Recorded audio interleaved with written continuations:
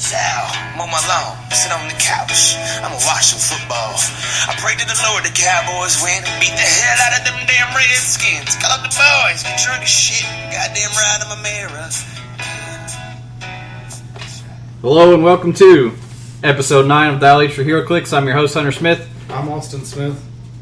Drew Alderson's our always special guest. I'm very special. And also special guest in his own way is Ricky Joe White. Woo! Hello. Today we're going to be discussing spoilers. Our main topic is going to be generic theme teams and the key pieces that you should acquire if you want to build some theme teams around them. We're going to be talking comics, mainly Fantastic Four, and the end of the Trinity War, which just ended about a week and a half ago. So I figure it's been long enough. Oops, sorry. It's been long enough we can kind of talk about Trinity War, by this point, without spoiling it for too many people. News.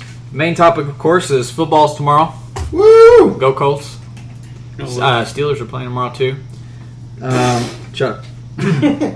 Like anyone cares about the Steelers. We really didn't get a lot of Clix news this week. It was a really slow week for Clix. Yeah, Batman 66 and Star Trek Tactics was like it. That was it, except for Dragon Con, which we'll talk about. Oh. The Batman 66 spoiler we got was Joker, which is the one, of course, everybody wants to see. And let's talk about his dial. He's actually one of the better of the 66 pieces. None of them have been exceptionally good, except maybe the single Batman and the single Robin. They were pretty damn good. But the Joker has United Underworld keyword, which is a new one, I think. I don't think I've seen that. Has that been on any of the other... I thought the other ones were all United Underworld. Okay, but I mean, like, as far as current game, it's not... Like, the current one is Gotham Underworld, not United. No. That's it's unique to the Batman 66 ones. He has Death Trap ability. His bonus is equal to the number of the current month or the defense value of the character that's trying to get out of the death trap, minus 12, whichever is higher. So let's see. That's probably going to average, what, 6 or 7? Some of the other ones were a little bit better than that. But number that's not of characters on the board? Yeah, that one's not too shabby, I guess. His onomatopoeia is Zap. When he resolves a move action, you place a Zap token on his card. Before he makes a close combat attack, you may remove a Zap token to modify his damage value by +1 and have the attack deal penetrating. That's pretty dang good. That is good. And he has decent attack values. He has 10s and 9s. And he gets some poison late dial with that too. Oh, wait, hold on. He has Sidestep. Would Sidestep trigger?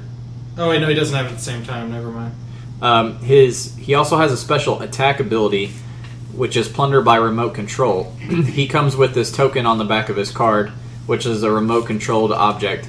You give him a free action. You choose an unheld object within 8 squares. Doesn't require line of fire. For this turn, that object is a friendly bystander token as described on the card. When it's KO'd or at the end of your turn, it becomes an object again and is placed in the square that it last occupied. So basically, you get to control it for the rest of that turn. And the controlled object has an 8 attack with end cap, 15 defense, and 2 damage. The defense isn't going to matter because by the time that it goes to your opponent's turn, it's going to become an object again. So really, you have the choice of a 8 attack end cap or a regular attack with 2 damage.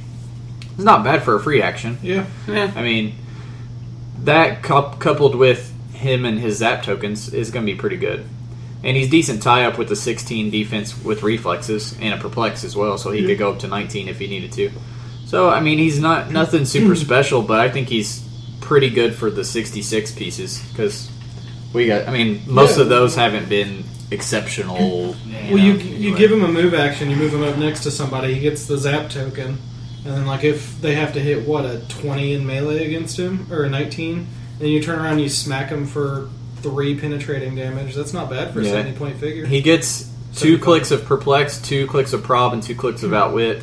And when he has the Outwit, he has Poison as well. And Sidestep. So he's a little costly, but for this set in particular, he's not too bad.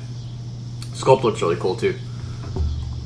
That was the only 66 spoiler we got. We also got a Star Trek piece, and it was actually the Enterprise. Austin, you want to talk about it?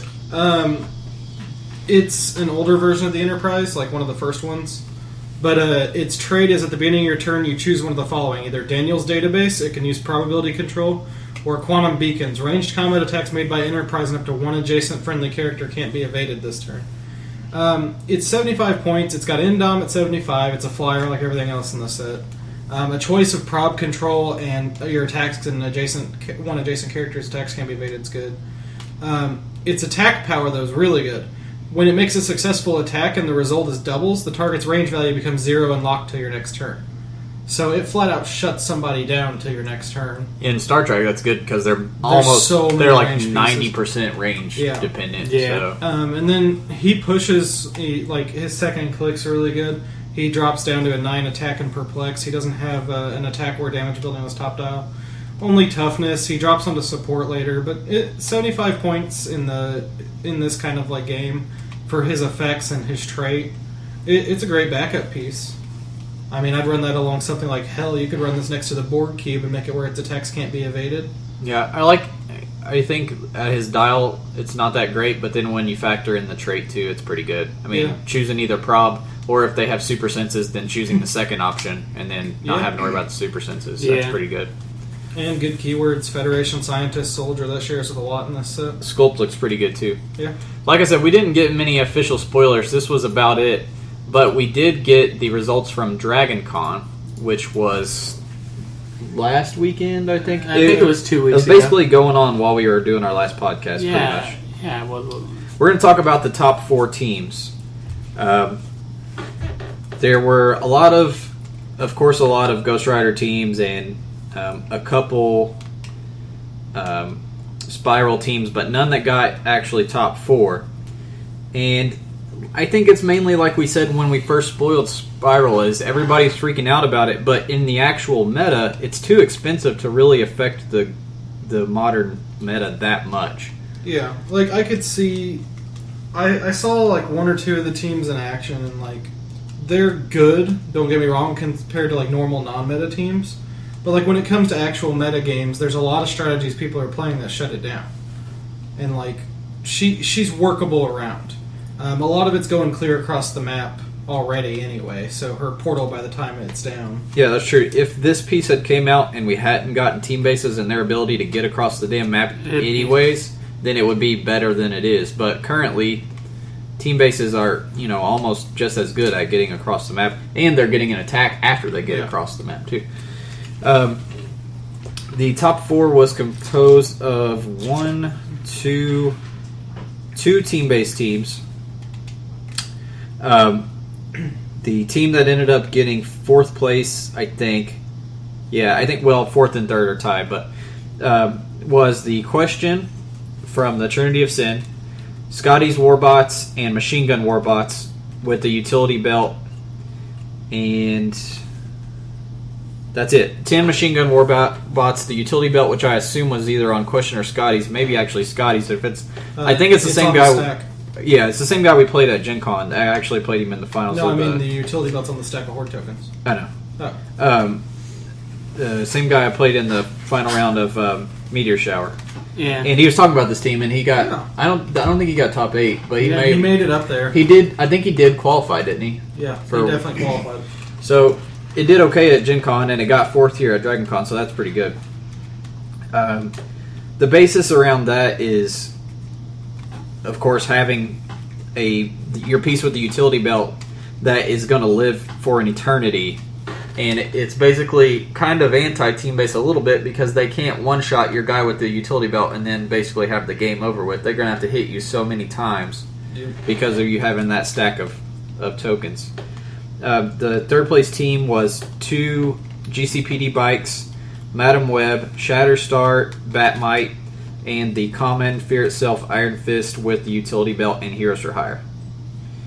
Kind of a ragtag team, but again, we see a lot of pieces that were meta, at Gen Con. The GCPD bikes, Madam Web, and Batmite. And actually, there were a few teams that at Gen Con that also placed well that had Iron Fist. We talk about him. It seems like every podcast how damn good he is. He's so good, and especially Heroes for Hire too. But I like that team because he drags a Batmite across the map with a Shatterstar and just targets whoever, and they can't do shit after that. It's ridiculous. The 2nd place team was the X-Men Blue team base with I guess, did we find a no pog, right? No. I think it was a 3-point pog and the bat signal. Because he didn't play it. He didn't play it at the full points. He played it minus one of the figures on purpose so that he could fit the signal. Oh, and if he had 3 points and minus one figure, he could do a pog. Yeah, because the signal's 2 points, and then he did a 3-point pog, and then the blue team base at 295. And he got second place and had a really close game with the first place, which is actually the same team that Austin just played today, which is New Mutants at 200 points with Shatterstar and the belt. And that's a pretty damn good team. Understatement. All the teams are really good, really looking at these. There's a couple tricks with the X-Men Blue team base that a lot of people are having success with. I don't want to say them because I'm planning on using one of them at GP coming up pretty soon. But like we said, from what I've been hearing, the top 16 was a lot of Ghost Riders and a lot of team bases and just a couple spirals, really, for top 16. And like I said, she's just... Of course she's good, but I think in the 300-point games, she's not quite as good as she will be at higher point games. I think people were so upset about her because she was more of a local gaming scene kind of broken, and the fact that how could they release this piece? This piece is going to get run at every event I play in. Yeah. The good thing is these results are a good sign of things. Like, I mean, think about it. None of these teams have Ghost Rider. Yep. Top 2 at Gen Con were both Ghost Riders. And both of, the 2 teams that are in the top, a couple of these teams that are in the top, 4 and the top 8 are anti-team based teams and anti-Alpha Strike teams, especially the New Mutants team, which ended up winning. It's a good sign that even though the meta is dominated by team bases and Alpha Strike so much, we're already just a few weeks after Gen Con already seeing some teams that are good anti-Alpha Strike. And so that gives me a little bit of hope. I mean, it's sad that it has to involve a team base in it with the New Mutants, but it gives me a little bit of hope that there's going to be some answers and that the metagame will slowly kind of balance itself out without WizKids having to put out a silver bullet. Perfect, silver bullet. Anybody else want to talk about those? I mean, any of those teams surprise you, really? I was happy with, when I saw those results, it's as you said, it's a diverse top 4. None of those 4 teams are really, carbon copies of the other. Yeah, none of them even share more than, actually, any pieces together, now that I look at it. Yeah, I mean... Not a single piece is the same, except Utility Belt. Well, I can understand people's complaints about, Alpha Strike being annoying, because it isn't that. It isn't fun, really, to deal with, but at the same time, it's nice to see the meta is diverse. In other games like Magic and stuff like that, you can have meta games where 8 of the top 16 are exactly the same down to every single card. In Clix, it's interesting to see, even with fewer figures, even if one figure's out, it's different. It changes how the whole team plays. The meta game, the top teams at Gen Con were actually way more diverse than what people were giving it credit for. If you sit and look at them too, and we went over them in that episode right after. And actually, I mean, of course there were 3 or 4, mystical Ghost Rider teams in the top 16, but really that's, like Austin just said, that's pretty good. Usually in other games, we keep bringing up Magic and comparing this game to Magic because Magic is such a long-standing and competitive, it's really the only other good example there is to compare it to. Its tournament results also get posted on almost a weekly basis. So exactly. The meta gets solved fast, too. And I mean, that's why we keep comparing it to the same thing. And like he's saying, usually when Delver was big, literally more than half of the teams in top 16 would have been Delver teams. And the other half were something else. And the other half were 1 or 2. Counter to Delver, and that's pretty much it. I like how you called them teams instead of decks. Oh, sorry. Our decks, yeah, sorry. Good point. I overlooked Shatterstar. Yeah, I'm not gonna lie, I did too. I talked about him when we did our freaking previews, I know, how dumb he was. I just wasn't. I knew he was going to affect the meta more than Spiral was, just because he's cheaper and she's just so much for just getting that mechanic on a 300-point team. He lets you get the Alpha Strike in. He's pretty dang solid himself too. I mean, yeah, he's Flurry Blades, especially with Belt. I mean, what most people were doing with him is putting him at +2 super senses, teleporting over, tying somebody up, and making them deal with your reflexes, +2s, and super senses. That's brilliant. And then just hoping that they miss, and then you're going to get your flurry blades. So, Yep. with your +2 attack. What we played this week was today. We just got back from the dugout where we did 300-point Silver Age. Anything goes. And typically, I'm very strict with team builds at the dugout and making people like no team bases, no colossals. Like I try to put like one event a month where you can break those out, and maybe one event every 2 or 3 months where I do this, where it's literally just like anything goes, and people can bring the really good stuff that I usually try to keep them from bringing most of the time. And we had a good turnout. We had 14 people, I think. It was one of our better turnouts for a while. It was kind of a shocker because I wasn't expecting as many people to show up because it was free reign, but it ended up actually being... We saw a lot of team bases, teams, even all of us played team bases except Drew. Drew, what did you play? Let's talk about your team first, because your team was fun. I had a Gotham City theme team. Clown Prince of Crime from Arkham Asylum. Question from Arkham Asylum. Solomon Grundy from Hypertime, the rookie, who's only like 48 points and has Gotham City keyword. And like 11 clicks. And 10 clicks, which is hilarious. But the Holiday Killer from Brave and the Bold, who's so ridiculous. So is the question, too. Yeah, she's... So why the Grundy on the team? Because he's going to get Mastermind. Like, I think his entire dial on his first one, he has Mastermind completely. He pretty much has a ton of Mastermind. The Joker? So is it traded, or does he just have it all the time? He pretty much just... He doesn't have a lot of dampeners or anything, so he has a lot of Mastermind. You could run like 3 of those Grundys and he would just live for an eternity. He probably would, yeah. Scott played that team against me one time. Yeah, me too. See you. How did you end up doing? I went 2-1. First game I played against Ricky, he kind of smashed me, and just his team was better. He also he had a good team. He'll talk about it.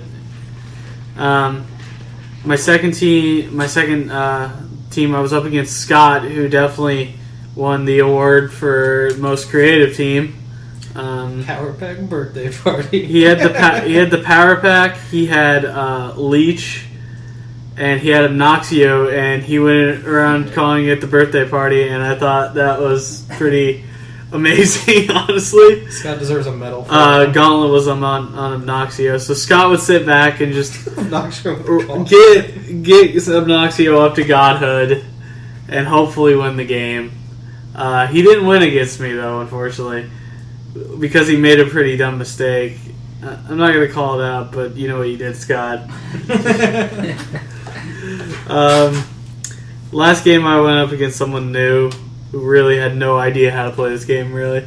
So I tried my best to teach him some things, like how he couldn't go over walls and stuff. So he was like, I'm going to running shot to here. And I was like, dude, you got to have your movement. It's great. It reminded me of when I first started. What are these wall things, and why are they in my way? What did you play, Ricky? I played the Brotherhood of Mutants team base at 150 with 2 switches at 50, and then a Toad, the common set Toad from Wolverine with the utility belt on him at 10 points. So you basically I would carry Toad. I would put him on +2s and then carry him in and have him tie people up and, get my shots off with the team base. And then the only problem I ran into is, like, if I wasn't constantly moving my switches forward, like, they would kind of... Fall out of range. Yeah, just fall out of range, and not that they're useless or anything, but, I mean, Well, I'd be like, well, I need to push them, but you can't because then they go up to shape change and barrier, and they're not... As useful. Yeah. But, I mean, overall, it was a pretty cool team. My first match was against him, and I've never fought the Joker, that piece, before. I've seen it before, and I know it lived a long time, so I took out his support. And then it ended up just dying after it died the first time. And then the second team was, again, that Phantom X team that Corey was running was really cool. Yeah, he built that and he sent me the build for it, and I was looking over it and I was like, that It's is a solid team. It was, and him and I only killed one figure and went on points because it was a hit and run. We kept going, and he almost killed the team base. And then the third match, I faced Spiral and Ghost Rider, and that didn't go too well for me.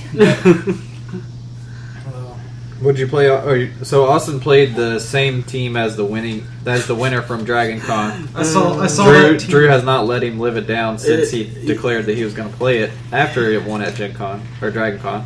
Go ahead, Austin. I saw that team and I was like, of all the meta teams that I really wanted to try, like that was the one I wanted to try. Drew, I'm going to punch you in the face. Anyway. I'm sure if the bystander token team would have won, Drew, he would have played that team instead. No, actually, I probably still would have picked New Mutants. Yeah, anyway, let's let him Continue.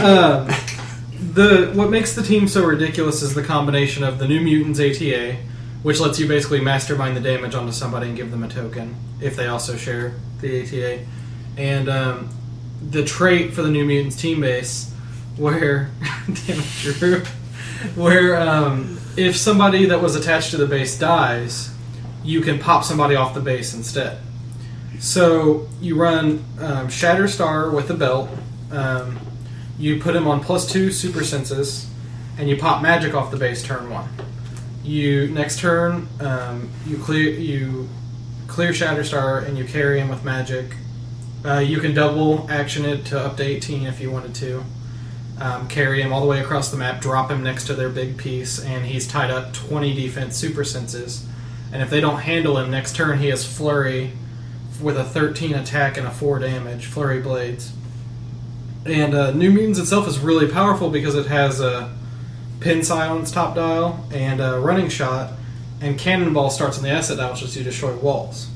Well, my first match I went against a kid who had barely played HeroClix, so after we were done, I sat down and played a normal game with him. But my second match was against Harry's team, and Harry was playing the Ghost Rider Spiral team, and this, for me, feeling like meta's kind of weird to me. I don't typically enjoy meta in most games, but for this being a straight out meta game, it was a lot of fun. There was a lot of positioning involved.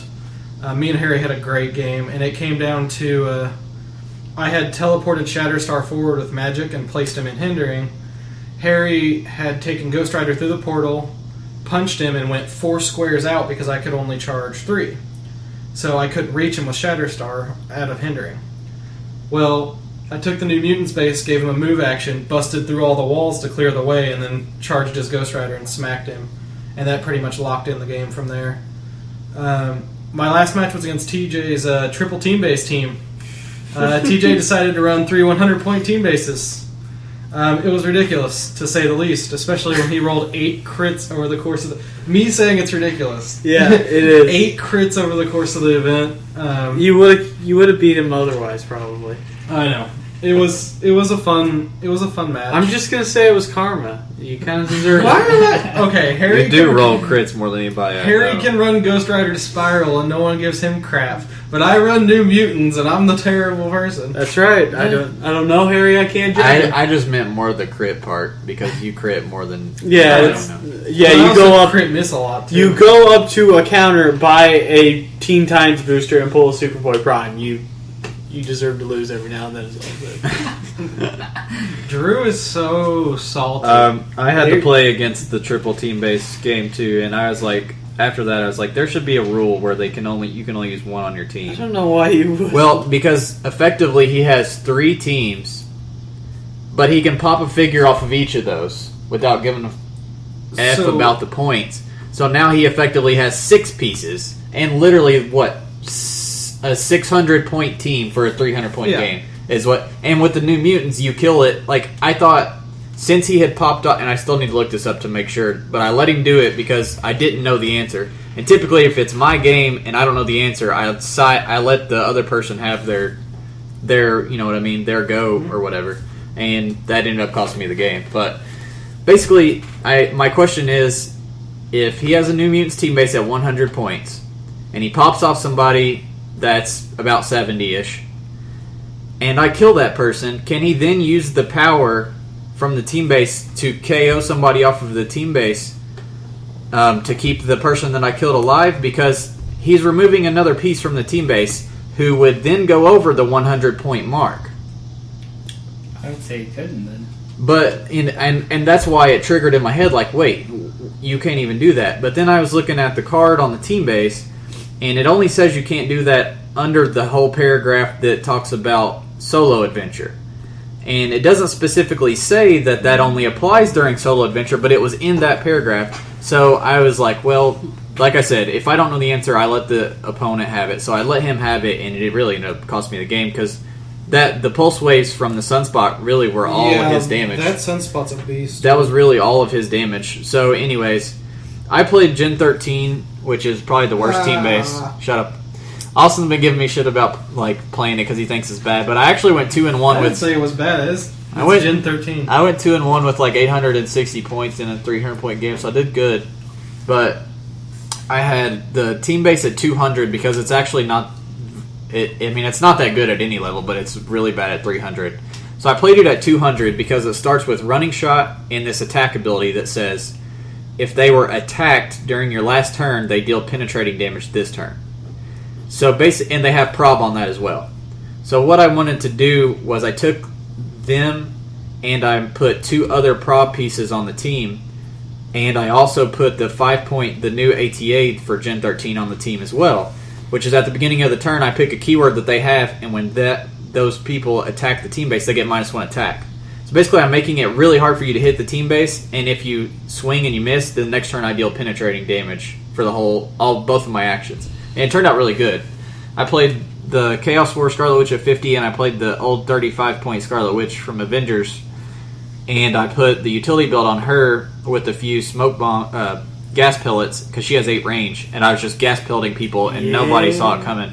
And anyways, I did really good on my other 2 games, and then I played that triple team-based team, and I hit the freaking Hellfire Club for at least 12 damage, if not more, and somehow it was still alive in a 100-point thing. I don't know. And then the new mutants, like I said, I killed Sunspot. He just took somebody off the base. I killed the team base, and then still never got to kill Sunspot. And then I had the Brotherhood of Mutants down to it had a couple clicks left. The best team out of all of them was actually the Hellfire Club, to be honest, at 100 points. Dude, Hellfire Club is beast. It was because whenever you hit it, it gets all its values up by however much you hit it. If it lands on that defense ability, which at the 100 points is almost every click. And also, when he pops somebody off and they get hurt, he heals it again. Plus, it has a thing on its dial where it negates, like it gets an extra 1 damage ignored, so it's hard to hit to hurt it. That thing ended up being the biggest. Honestly, the Brotherhood team base didn't give me much trouble at all. The Brotherhood was more like obnoxious in my game because it was hypersonic, not because it was anything else, just because it would run around a corner, smack somebody, and disappear. I got lucky, and it took 2 tokens, and it had hypersonic, so I gas pelleted it, and it lost hypersonic, and then it wasn't as big a deal. The one thing I forgot New Mutants got that I used my last game more was its trait where if it kills somebody, it gives everyone else an action token. Oh yeah, I completely forgot about that. Well, I killed the New Mutants team base pretty quick, and finally killed the Hellfire Club after 1 million clicks of damage. But yeah, I ended up losing, and but I got a ton of points. But it was a fun game, and I had a lot of fun with the Gen 13 team base. It has really good options from its asset dial. None of them are defensive though. It's all like attack. Like one of them gives pulse wave, one of them gives move and attack, energy explosion. Like they're all different variations on the pulse wave. I used a ton today. And then their number 1 power is double perplex, but they can only use one of them on itself. But I would just use it on the opponents, and I'd put their defense down 2, or something like that. And it was a fun team.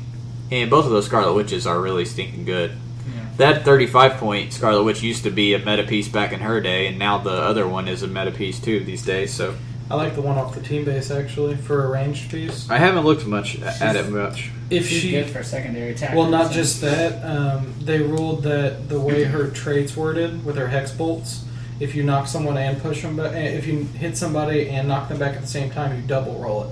Oh, so nice. For those who don't know, her hex bolts are if she hits somebody with an attack or knocks somebody back, you roll a d6 and you modify whatever stat depending on what you rolled -2.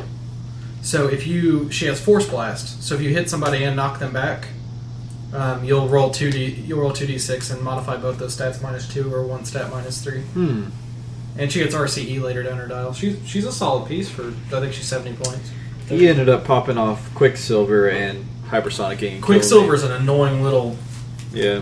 The one thing about Scarlet Witches, like the Chaos War and then the newest one we just got, I want that, like, that behemoth one that everybody's afraid of. You know what I mean? Like, like all the mutants. I want a piece that's like that. Like, that's... Hunter and I were talking about that. Like maybe in the new... Like an angry, powerful Scarlet Witch. Yeah. I agree. Something where it's, like that 196-point Doctor Strange. Like, something like that. I want something that's that magnitude of awesomeness. Especially if he gets like a no more mutants trait or something like that. Yeah, no more keywords. No more keywords. We had good teams today, and we played Wednesday at Game Preserve. Austin and I did. It was 500 points modern. No characters can possess flight, and no character can be over 100 points. Austin, what did you end up playing? I played Sinister Six with the Book of the Skulls, and that was a blast. That Alyosha Craven, like we're going to talk about him more later, but holy crap. I paired him up with the Lizard. Yeah, that's true. Dropped Scotty's hammer to the Lizard. And Lizard himself's already a good dial. Scotty's pushes him over the top. Like, he gets a free action attack from his tail whip that's -1 attack. The hammer negates that and gives him +1, actually. And then every time he hits, of course, he's rolling the book. So, the book was just great. I ran Electro for his ridiculous bounce attacks, because that spins the book each time you hit somebody. And I ran Shocker, because Shocker's a boss, He's dude. so good. That Shocker is so overlooked, he is really I good. feel. Who else did I ran Mysterio, just a normal Mysterio to have a good outwit prob, which he's great. I mean, like, his movement's a little low without all the extra clones. He's still good. He has smoke. Does he have barrier too? I think he has Smoke Cloud and Willpower down his dial. Yeah, you're right. Smoke Cloud Willpower outwit is what he usually has. He has Super Senses trade with another image if he does it or something like that. I don't remember. But Gravity Feed Rhino, which is 99 points. Yeah. I like the other one more, kind of, because this one you have to kind of charge in a line to get the most out of. Yeah. But since we couldn't play over 100 points, he was my best choice for it. I gave him a hammer and he went to town. The one thing I did this game, though, with the Book of the Skulls that I wish I would have done more in previous games, I took full advantage of those freaking quakes from the hammer drops. I would charge Rhino in, I'd blast somebody, then I would drop a hammer on him next turn, just to quake everybody back and pick up the hammer. And we also learned earlier this week that with Quake in the 2013 PAC, it knocks back even as long as it hits, even if it doesn't deal damage now. It's not based on the damage. And it's also, it always knocks back too. It's not, it used to be based on damage. Like, it would just generate knockback. And so if you took 1, you'd knock back 1. If you took 2, you'd knock back 2. Or if you but knock back now 3. it always knocks back 2 if you're hit. Yeah. So even if you get hit for 1, you still have to go back 2 squares. Yeah, and I dropped those hammers. I scattered a few teams. It was a really fun team. Like, I love Book of the Skulls because it makes teams like that viable choices. I played Arkham Asylum, 500 points. I used it as an opportunity to play all of the 4 villains from the Gotham City strategy game, which they're not all that great. The Killer Croc ended up being a beast, though, and I'm definitely going to play him again later. Yeah, I love that Croc. I played those 4. I played Zaz, which is one of my favorite pieces, of course. And I played Calendar Man, and then 2 of the Dark Knight Rises Arkham Asylum inmate guys. And they turned out to be crap. But of course, Calendar Man's good. Yeah, he's good. And the night that I was playing him, he had Prob, Stealth, Energy Explosion, and he had Outwit. And when he uses Outwit, he counters that same ability on all opposing characters. Yes. For 52 points, he's so good. And then I gave him a hammer and gave him Running Shot, Energy Explosion. And then, given Zaz that a hammer was like all that piece needs, because he's a very solid piece. He's only 45 points. He has Endom. He has Super Senses and Blades like his whole dial. And every time he hits you, he has a trait where he puts tokens on his card, and then he can remove them to do like bonus attack and stuff. And all he needs, he has no movement attack at all on his dial, but he gets Flurry a lot too. And so just just the fact of giving him charge and a couple buffs to attack made a world of difference, and he ended up being the all-star of the whole game, really. There was a couple times where, on the last game, I was facing Phil, who had X Factor, and he had 2 different multiple mans, one gravity feed and one regular. And it's like, I didn't want to hit him and make him pop more out, so I took my chance with Zaz to try to, kill him in one shot, and he did. Both times he rolled a 6 in Blades. One of them I had to prop, but both times he ended up one-shotting the Madroxes so that he didn't get copies. And it was a really fun team, even though it was a really crappy team, honestly. The first game I had to face Chaos War Hawkeye with Avengers Initiative, and all my pieces have stealth on all the Arkham, but it didn't matter because he had Initiative, so I got pinged to death. I think I hit him one time the entire game. I got destroyed, and then I ended up going 2-1 though. People who play that Hawkeye. Disgrace. Why? The Killer Croc was sick though. He has charge on his top dial and super strength, and then he starts out with 10 attack, and then once you push him, he gets a special flurry and 11 attack with super strength, and I think his defense goes up too. He gets a little better when you push him once. And his special flurry goes, he uses flurry, and if both of them hit, then he gets another attack with blades, and for free afterwards. So basically, you get 3 attacks on the same person. Yeah, he's a freaking boss, dude. And I gave him a hammer and exploit, and he was kicking ass too. I would charge super strength to exploit somebody, and then I would either give the exploit to him, or I'd give it to Zaz so he could have charge blades exploit. But I had fun. Me and Phil had a really close, fun match. Yeah, my second one was fun too, but first game I just got destroyed by Hawkeye. We had a good time, and there was a good turnout too. There's about 18, 20 people. Yep. And Austin and I both went 2-1. And that was all that we played this week. Next week at the Dugout is Fear Itself, so we'll see how that goes. I'm not sure what's at Game Preserve Wednesday. Our main topic today is going to be generic theme teams. That was also our question of the week, and we'll get to that later, what most people's answers were. But we're going to talk about generic theme teams, and if you're interested in playing these generic theme teams and kind of building some teams for them, for Modern only, because if we talked about Silver, we'd be here all day long. Oh, yeah. But for Modern, what are the key pieces that you should pick up that are under $20? I made that a stipulation too. No, we're just gonna go over the main generic theme teams that are the ones that have a ton of words. We're not doing like Celebrity or anything. You know what I mean? Like that has like 8 choices. Like we're going the ones that most people play all the time. Yeah, there's a lot of Tony Starks with Celebrity. Nobody cares about Tony. I was seeing, nope, no one on. So like I said, stipulations are going to be modern age, under $20. First, we're going to talk about animals, which is everybody loves playing animal teams.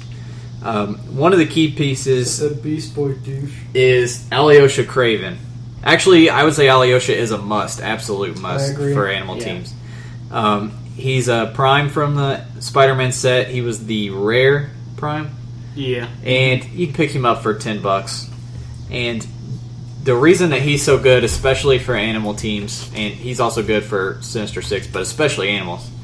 For one, he has a special lion bystander token that he puts out at the beginning of the game, and every time, or as long as Alyosha's on the map, the lion gets a free action, and also every time Alyosha does a non-free action this turn, you can either give the lion a free action or a move action, or you can give any friendly character with the animal keyword a move action. See, what I kept doing with him was when he would go, I would have Lizard carried, or not carried up. I'd have Lizard. I'd have Alyosha move up. Lizard would move up for free. Yeah. And then Alyosha, I'd drop a hammer next turn, push him to pick up the hammer. Lizard would move for free again, and I'd have Lizard tied up, ready to start swinging.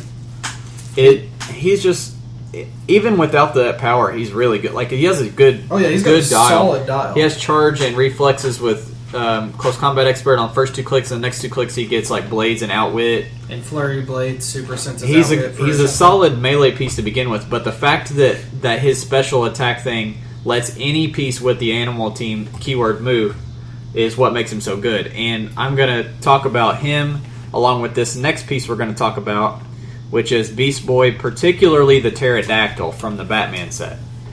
The reason the Pterodactyl is so important is because of his trait, the Logan Express. When he uses the carry ability, he can carry up to 3 characters if they all share a keyword with him. Mm-hmm. What George Masu was doing at Origins was using Alyosha, moving Alyosha, and then taking the free action to move the Beast Boy Pterodactyl, who then carries your whole entire team. So your whole entire team is moving for free just from Alyosha moving. And like we were saying last week, the Book of the Skull is breathing tons of new life into swarm teams, particularly animals teams that are a lot of low piece points pieces. Low piece points. So, I mean, even Alyosha picking up a hammer is helping the rest of your team go and do what they need to do. And the other thing that I really like is Alyosha triggers Beast Boy's morph, because it's just a move action's all that's required. So once you carry the team in there, you can switch to the only current modern are the Dolphin, and then my third piece that I'm talking about, which is the Gordanian Prime Beast Boy. The reason I have him on here is because of his, for one, Beast Boys are just so useful. That's why he's my favorite piece. He gives you so many options. And this particular Beast Boy, if you start with him, when he uses the morph trait, or actually you don't even have to start with him, it would just be whenever you're using him and then you morph to something else. He can choose a combat value, and after he's replaced, that value is modified by +1 until he uses it again. So it won't burn out after the next turn. It'll stay, and that's any value of your choice. You wouldn't want to start with him anyway because he doesn't start with animal. And he also has the Beast Boy can use the carry ability, but only to carry characters with the Teen Titans keyword. So if you're playing some other Beast Boys with him, he can carry them as well. And then he blocks line of fire unless someone else is taken. He and himself really. The reason he's a useful piece to have if you're going to use Beast Boy, Pterodactyl, and Dolphin is because of the +1 traits. Because while you're switching forms to whatever you need at the time, he's going to give you a +1 that's going to last for pretty much the rest of the game.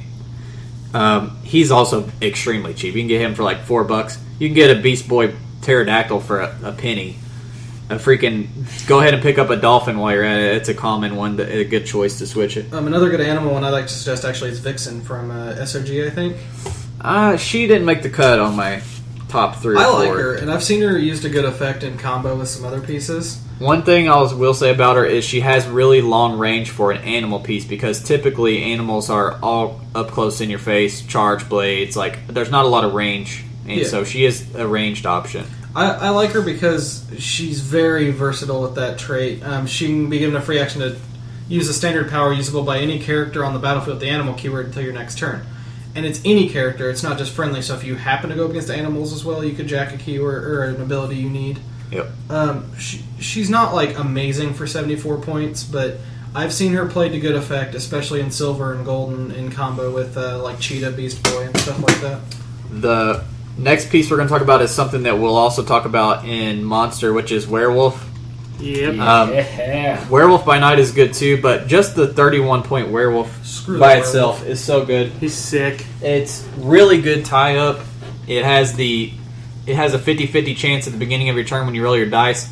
It pretty much either is going to get super senses and shape change and be impossible to hit, or it's going to morph into a charged blades with willpower. Either option, really freaking good. And their Sense of Blood is, if an opposing character taking damage this turn, modify the attack speed and damage value of the werewolf by +1. They're super cheap too. You can pick them up for less than $1. And they're really cheap to play too, only 31 points. Last one we're going to talk about, Animal had a lot of options, so I put a lot in here, is Cosmo. Oh yeah, I forgot about that bastard. Cosmo's only 52 points. He has the Police ATA. Like we said, there's not a lot of ranged options. He has 6 range and 3 bolts. He has TK, which you're also not going to see on a lot of animal pieces, and a lot of animal pieces have flurry blades, so TKing him into the action 52-point is going to be really good. Once you push him, he gets mind control, end cap, and an 18 defense with barrier. So he's like the perfect support piece for triple animal bolt teams. Too. Yeah. Triple end cap. Triple mind control, triple end cap, whatever you want. He's really, really good. Triple barrier. He'd be a good one to pair with Vixen, though, for a double TK, or you could even do, towards the later dial, he has Pulse Wave. You could jack Pulse Wave from him. Yeah, true. Or stealing mind control with her having a good range too. Mind control's so good now that it got buffed. I mean, it's already good, but it's even better now, especially with 3 bolts mind controls. That's it for the animal teams. Like we were saying, animal teams usually play up close in your face. There's the ATA that came out for it. It's not really that great. Basically, at the beginning of your turn, you roll 5. You need a 5 or 6. And you ignore stealth and shape change for the rest of the turn. But I've used it a couple times and kind of always wished... Yeah, you don't worry about stealth as much because you don't... Like we said, you don't have a lot of range on animal pieces anyways. But I guess if you need a few extra points to throw in, you can throw that on there. Cosmo is going to run you about $7 or $8 most of the time. And you can pick them up on eBay. Next up is monster teams. You absolutely, positively have to have about 5 mole men. 5? You need like 10. Okay, 10 mole men from Galactic Guardians. 10, more like 20. Make it 11. The reason you need so many mole men It's because they're broken as hell. is because of his attack power. He can use mind control, but only to target characters with monster keyword, including friendlies. When he uses mind control, he's not dealt unavoidable damage, and he gets +3 attack. He also has outwit. Yeah. So you can use him to give your big beefy monsters extra attacks each turn, especially if you're running like 3 of these sumbitches. And what I like to do is run about 3 or 4 of them and then mind control chain them onto each other. So you can have one that still hasn't done crap. He's sitting back in your starting area, and you have them spread out across the map, and they can just keep rolling. They only need a 4 because he's only a 16 defense, so you can keep mind controlling each other to eventually get to your big dude, like when you need to. Like Shuma. And nobody ever sees it coming. Yeah, Shuma is a good... Now, Shuma's not going to be included on our pieces because he's too expensive. Yeah, true. Money-wise. So, you definitely, absolutely, positively have to have a couple mole men. And you get them for 50 cents. Get a couple werewolves that we were just talking about. And also Dracula. Dracula's a really good piece. Dracula's an amazing piece. You can get him for under $1. He's from Amazing Spider-Man. We're not talking about Fear Yourself. The Amazing Spider-Man. He's 214 points, but you can actually run him and Mole Man and a belt on Dracula for 300 points. And it's not too bad of a team. He starts on click 4. He has 11 clicks total, and he has the traded steel energy and traded stealth. The reason he's so good is because he does not die.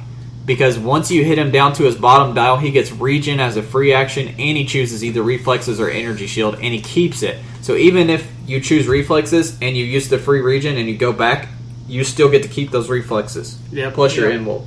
Like, I've played him a couple times. Actually, one time I played him against Ricky at Game Server. He's lived forever. Yeah. He does not die, and he gets shape change a lot too. And he's one of those dials that, like, he's never bad on his dial. Like, it doesn't matter where he's at on the damn thing. Yeah. He's effective and he's powerful.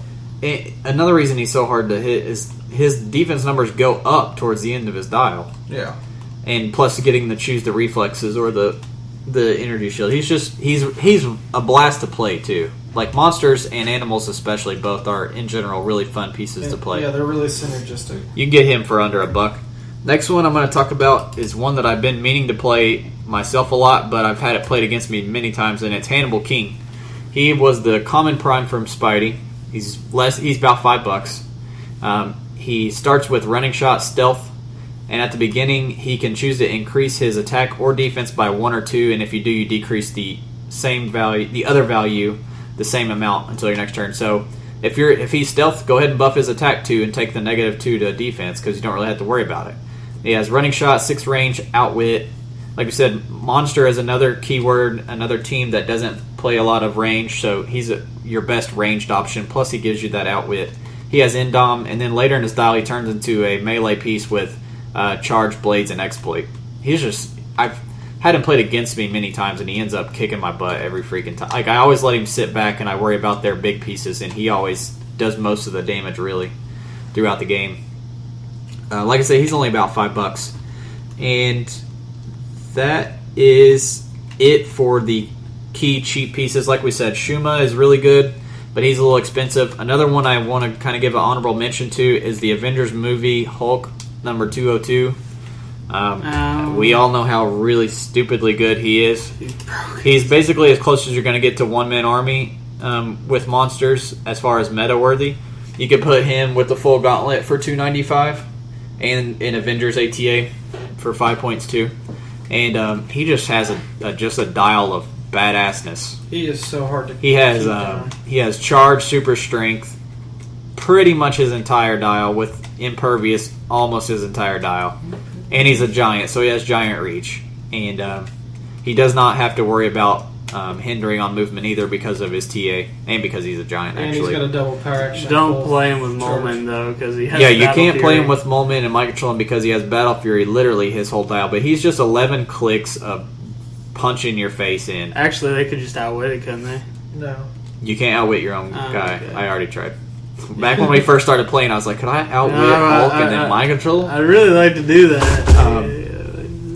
The only reason I don't want to list him is he's actually about $20 on the nose when you try to find one, and Yeah. even when you do find him, nobody wants to sell him.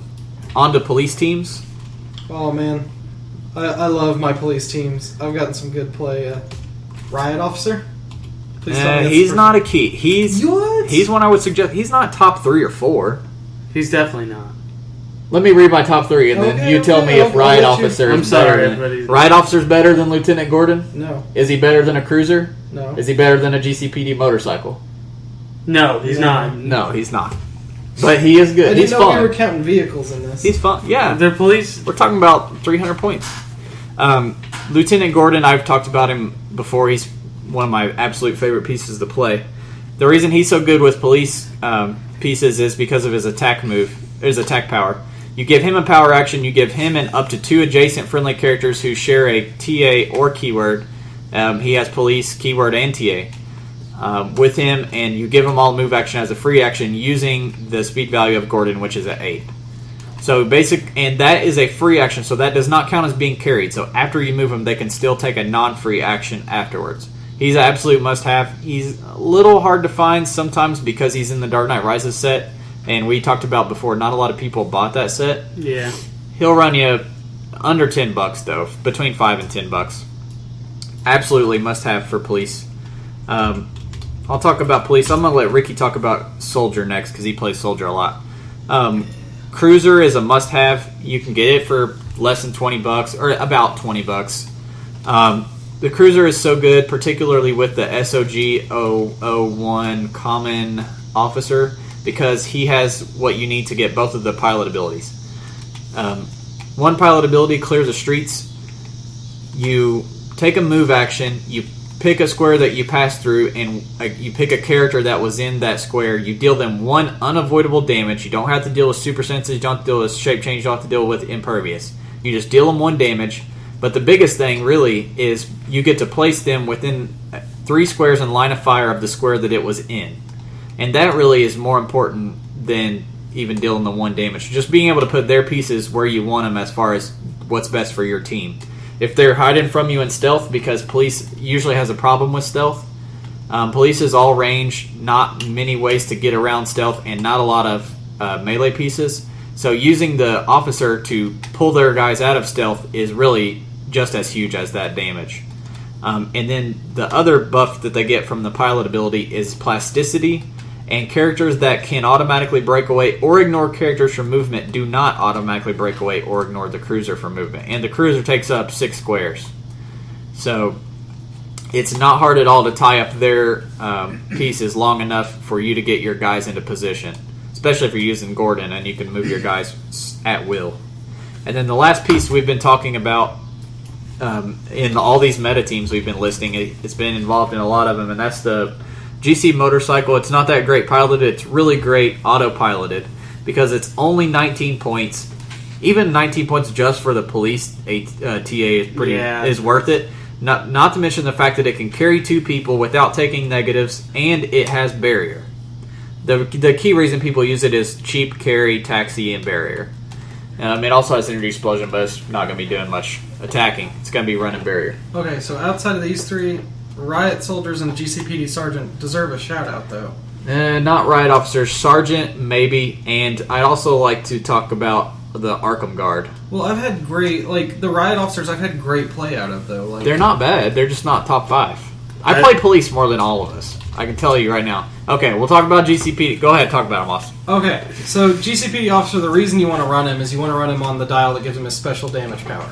He's got invul in his top click, police team ability, but his special ability is if he's within 8 squares of a higher point character with police team ability, he doesn't need to be adjacent to that character to use the police team ability. And he's 49 points, invul 17, use them to tie up pieces, and then you have a lineup of police that are just popping shots down range at him.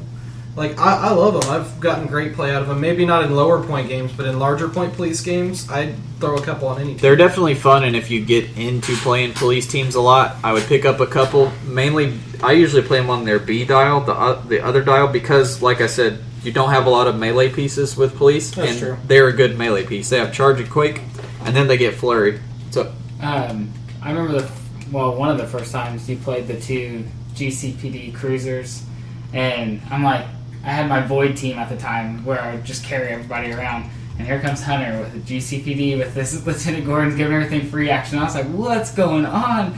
And Hunter's always coming up with really clever teams, and that was one that I was just like, man, all these pieces that I kind of not overlooked, but you know what I mean. That was right before it got big in the meta scene. Yeah, like that was right when I feel Batman like came Hunter out. created it. I mean, I didn't create it, but I did. I mean, it hadn't placed in any tournaments or anything. That's for damn sure. You realize GC. the potential of those. Another one I want to talk about real quick is the Arkham Asylum Guard, and I want to talk about him not particularly because he's a super badass dial, but because he has the capture ability, and capture teams are somewhat viable still in meta right now, especially with cruisers and with these Arkham Guards.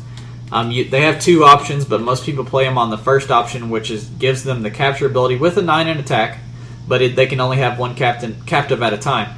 So what you can do with them is you can run some cruisers with them, or you can run some cycles with them. They can be carried in, capture, and then your cruisers can get them. You can put them into the cruiser to safely get yourself back to your starting area and then capture that figure. And it's just a good way to get big, heavy, 200 some point pieces off of the map and basically win the game just from that. If you can somehow hit that capture roll. But they're definitely fun to play, and you can pick up a handful of them for $1. What about the? Is it Commissioner Gordon from SOG, or is it The one where people, when they move up next to him, get a shot? He's pretty solid, but he's not. I wouldn't put him top 5. Okay. Commissioner from SOG. Oops, I spelled Commissioner wrong. From SOG, he's not too bad either. He's only 56 points, and whenever he has enhancement and running shot, you can give a friendly character with the police keyword a power action to move up to half. So basically, you give a friendly police running shot if they move up to Gordon, and when they do move to Gordon, they're going to get that enhance, and he has leadership. So he's not too bad of a piece, but the lieutenant one is the better option. All these pieces are really cheap, like I said. The Gordon will run you less than 10, cruisers less than 20, and cycles about 10. The rest of these guys, the guards and the little generic guys, they're all pretty cheap. I'm going to let Ricky talk about Soldier. Before I do, I'll honorable mention the Haunted Tank and the Punisher Cap, because those are 2 really good Soldier pieces, but they're more than $20. right? Now, I've got some listed here that you can talk about, or you can talk about if you have any other personal favorite modern cat or David, soldiers. Yeah, David Kane is probably I would say is the top. I mean, just because he's gonna be buffing all of your, or whoever you choose anyway. See, I run him with Smoky Foot, but he's not he's not modern anymore. So A lot of people run him with the Bat Cycle nowadays. with bats, You could pick the Bat Cycle as your mentor. Does that have Soldier? I did that a long time ago. I don't No. think so, but that's just what they do for the... Oh, okay. Yeah, I mean, David Kane's probably definitely my top one. And Tab Cap, that piece is like, if he didn't look like a bobblehead, I would probably play him more often. But he is a really good piece. And, I mean, even running those 2 together, then you'd have another person for David Kane to be going to. But, I mean, him having 17 energy shield Both of them. Yeah, the reason he's good for your soldier teams is his trait, because he has energy shield, and he also gives an adjacent friendly character with lower point value energy shield. And this cap is 96 points, and leadership. So for a 300-point team, he's going to be most likely your highest point piece. And then he's leadershiping off of your other soldiers and giving them energy shield as well. He's a solid attacker, too. You could even pick, I think that little Bucky Barnes has soldier, if I'm not... The Avengers movie, 55. Yeah, he's pretty solid. So if you had him next to him and David, I think that would... Yeah, you could leadership off David and give David energy shield, yeah. Yeah, and then David would pick Bucky, and then Bucky would be given +1 to Cap. What the hell is going on here? Yeah, they're just all giving each other a love. David energy explosion. David Kane will run you. David Kane will run you about $10, or if you're getting the whole team pack, you might be looking at about 15. This tab app cap you can probably pick up if you can find the tab app prices have dropped a lot. You can get the whole set for $10 of him, Thor, and Iron Man. Anybody else? Can you really bring good? That Gabe Jones? Gabe Jones is a freaking boss. I like him because he's got the Gabe grenades. Jones. Yes, that's why he's so good, and he has stealth when he does it. Yeah. Okay. Because I remember.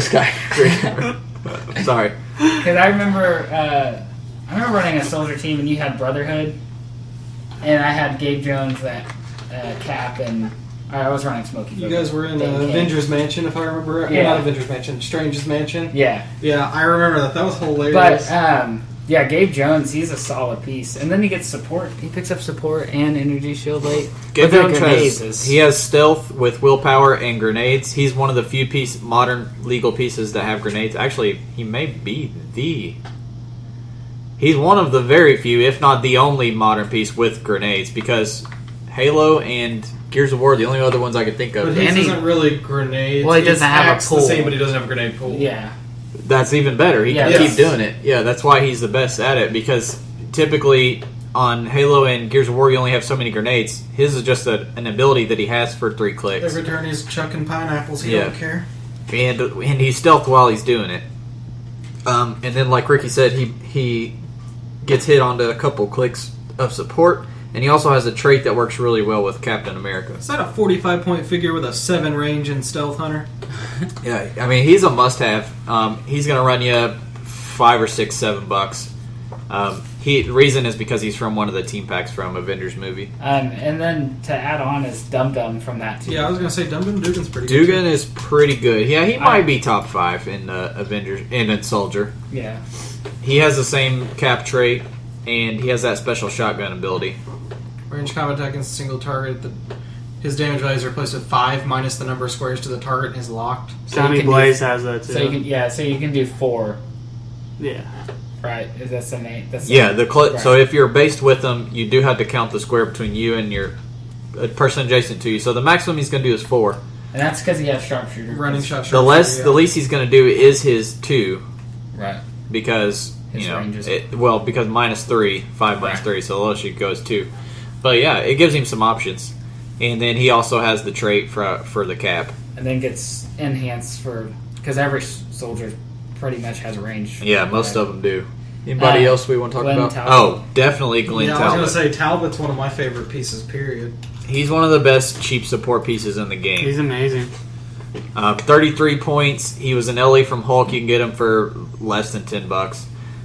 He's only 33, and he basically gives you 2 enhances every turn, pretty much. Pretty much. Because he has enhance, and then he has a shield TA. So he's giving you +1 range, and then you can basically take a power action to give another enhance. So for 33 points, you're given one of your pieces +1 range and a bonus 2 damage basically every turn. And he picks up willpower mid-dial, so if you just keep him behind your range guy and just keep on buffing, he'll stay alive till end game. And he's great because even if you push him to a second click, he picks up willpower, and you can just keep pushing him after that. You carry him with like the FI Hawkeye because he has flying. Carry that sucker around with you everywhere you go. You're looking at 11 range, triple bolt, just dropping damage down range. It's ridiculous. The cool thing about generics, I feel like too, especially like this piece, he has a purpose, but he's so little points. I mean, 33 points. Yeah. And like the werewolves, they're 31. That's why generic teams are fun, because you can build for cheap and for cheap points. That's why it's. The soldiers teams in general, they're one of the more balanced options as far as generic theme teams because there are some good melee pieces that have soldier as well, and they have a lot of good options. But most of the time, like we're saying, they're mostly ranged, and they have a lot of good options. Mystical is the next one we're going to talk about. It's the one that's currently dominating the meta game. I don't want to get into too much depth on him because we've talked about him so much. And there's so many figures. The key pieces are going to be Ghost Rider, who's going to run you $15 to $20. Enchantress, who she might be like 20 right on the nose. Yeah. We've talked about Ghost Rider before. Let's talk about Enchantress. We haven't talked a whole lot about her actually. Yeah. For 50 points, she's giving you the Mystic's team ability, 10 ranged or 10 attack, TK, and 3 damage prob. So the reason she's so good is because Scarlet Witch has a perplex, whereas Enchantress does not. But Enchantress is a better secondary attacker. Well, she has TK for 50, and the main thing is once you get your big dude out there and he's wreaking havoc, she can take shots from 8 range with 2 bolts and 3 damage. So and then you push her and she gets Psychic Blast with 2 damage. So she is an extremely good piece, and I actually personally prefer her to Scarlet Witch if you're only running them at 50. If you're running them at 7, Scarlet Witch at 75 is better, but that's one piece that's going to run you about $20. She's also one of those pieces that like you could run multiples of and not feel like you're wasting your points. Yeah. Brother Voodoo is of course the key piece. He's going to run you about $12-ish. My gosh. You want to talk about him, Drew? He's ridiculous. We saw him on the winning Gen Con team, and we saw him on a lot of Gen Con teams. Basically, the reason you play him, I mean, he's 79 points, but what you're getting with his trait is just ridiculous. When he has exactly 1 action token, so he doesn't have Endom, so you're not going to be pushing him. You can use Mind Control as a free action. He takes no damage, which is the big thing, and his target modifies their attack values by 1. And he modifies it by 1. So he's he and his target. So before he tries to do the mind control, he gets +1 against it, and he has prob. So that's an 11 mind control. That's pretty good. And he has Heroes for Hire, so he's giving you more tokens to use for your Ghost Rider or your Iron Fist. Basically, he's a must-own. He's the best Prime figure there is. I mean, that's there's no doubt about that. If not one of the best figures in the game right now. The reason I hate playing against him so much isn't even as much the free mind control. Honestly, it's the fact that he's so damn hard to hit. Oh he's yeah, at 18 super senses with prob, and all you gotta do is park his ass in hindering. Yeah. And he's just causing you so much trouble, and then it's like you finally get in on him, and then he'll hit super senses. And the problem also is people always forget that he has poison. Especially Austin forgot that he has poison. He has poison and smoke cloud, and he can use smoke cloud as a free action instead if there's somebody next to him. So basically, even when they do run up on you, you get to poison them and smoke cloud them and make them take -1 attack when they try to hit you off of it. He's ridiculous. He's, like I said, best prime piece in the game. He's going to run you about $12, but he's a must-have for mystical teams. And then the last one I want to talk about is the cheapest, which is Jinx. Oh my gosh. Yeah. Nobody thought when we first opened our Teen Titans boosters that Jinx was going to be the boss that she is. I did. But for I ran 39 across the room. for 39 points, she gives you barrier and prob, and that's all I need to say. Yeah, she's ridiculous. In sealed, she's pretty much the best Teen Titan. Well, she definitely is the best Teen Titan sealed, but currently, like the last few sets we've got, her maybe only surpassed by Flatman is the figure that I would most want to see in my sealed team. I'd want to see Flatman number 1, then her number 2. What about Oracle? And Oracle probably number 3. Jinx is just cheaper. That's why I like her better, probably. But just using barrier, even I'll pay 39 points for barrier or prob. I'll pay 50 for either one. But having both of them and having super senses is just nuts. And that special super senses too. Yeah, and when she hits super senses, you can immediately place her up to 3 squares from the square she currently occupies, and that doesn't go off line of fire. It can be anywhere. Place, so it's not like Some honorable mentions would be Trinity of Sin, Team Base, and Scarlet Witch, but both of those are going to run you well over $20. Is John Constantine over $20? Yes, he's about 25, but he's an honorable mention as well. shutting down that prob. Because he's like the biggest piece to shut down. So really, these are the more expensive money-wise of the theme teams, but you see why. It's because they're kicking the meta's ass right Does now. Black Adam get an honorable mention? He's over 20, but he's really good. He's not over 20. He's not. No, he's not over 20, but No, I thought he's he was. not top 5. Definitely. I love that piece. Mystical teams typically, of course, have a lot of prob. They often have the mystical team ability, which is one of the top ones in the game. And they're typically ranged pieces for the most part, but they're usually based around prob and perplex and support powers, while sporting decent numbers and powers too. Usually a lot of psychic blast too. Oh yeah. The problem is Ghost Rider took them from being mostly ranged and support to smacking people in the face. Drew, you want to talk about martial artists? One of my favorites. Sure, dude. How about that Fear Itself? I mean, Fear Itself. Iron Fist. He's pretty much the only piece that matters. So That's true. You play a full team of him. I don't know why we would talk. If you've ever listened to our podcast, just go back. You can skip to any point in the podcast. It'll be this Fear Itself. I'm gay for this Iron Fist. Every 1 minute mark. Hey Austin, what'd you run for the Fear Itself this week? Yeah, 4 Iron Fists. You just showed up in my pack. There's been multiple ones where I've ran 2 in my seal. Yeah. I've seriously pulled him every single time we played. We've already talked about how good he is. You pick him up for about $2. Which Batgirl is this? I listed the DC Anniversary Batgirl, which nobody ever talks about, but we've used her, all of us, a couple times to great effect. She's only 42 points, and she has reflexes with a 19. Lead climb and is that the one that cloud. Cripples? No, this is a different one. That one's sick. And this one picks up perplex as well. She's just such a good tie-up piece, and she's really, really cheap. Also, does No Man's Land Batgirl not have No Man's Land Batgirl does, and she is a very close second. So if you want to, you talk about her as well. I know you like her. I talked to you into playing her one time, and so good. She's basically like Nightwing too. It's like, you want to play Nightwing with boobs? Here you go. She's like, she can use Charge, Flurry, and Plasticity, which is just bonkers. Like that they added plasticity in with a 19 once you're done. She's from melee. Yeah. She used Force Blast or Incap as a free action. When she does, she ends up in a wheelchair. No. Target opposing characters do not take knockback or push. It's just good. She's and the fact that you're not making them knockback is good, because then you're keeping them tied up with you, and you're just free incapping them every turn. It's really good. Even though that incap's not making them take push damage, at least it's keeping them from doing anything while you're clearing and getting ready to flurry them again. Yep. Or if you want, you have plasticity. All you need to do is not roll a 1. You can break away, charge, flurry somebody else. She's one of my personal favorites. She's only 67 points. Now, she's a No Man's Land LE, so she's going to run you about $10. Another one that we already talked about, David Kane, but he's one of the best martial artist pieces, and one reason he's so good is because he's a very good ranged piece, and martial artists are always, melee based, and he's a Pinsai range. He's a stupidly good ranged piece. We'll talk about Mr. Ollie here. Oh my gosh! Oh god, here we go. We haven't splurged about this figure enough. It's the Green Arrow from DC. Is it Just League 52? Yep. Yeah, Hunter gave him to me. I was like, I don't see the big deal. And then they changed Energy Explosion, and I was like, oh, I see what the big deal is. He's got a 7 range triple bow, 11 attack, Energy Explosion with 2 damage. And if you don't want any Energy Explosion things, he's got Range Combat Expert. He also has an awesome trait where he gets +2 attack if he's targeting one character within 5 squares.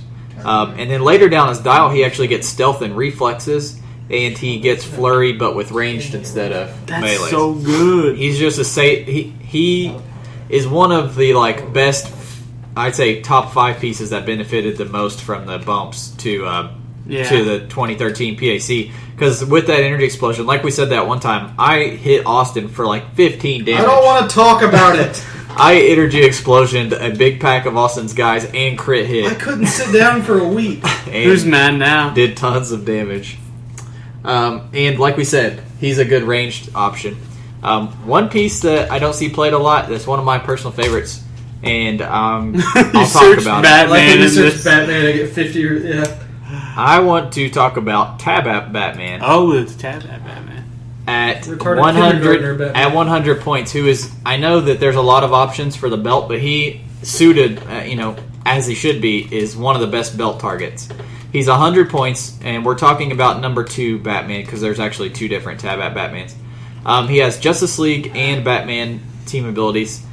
He has a trait, though, which is basically the equivalent of the hand ATA. Oh, Except it's actually even better.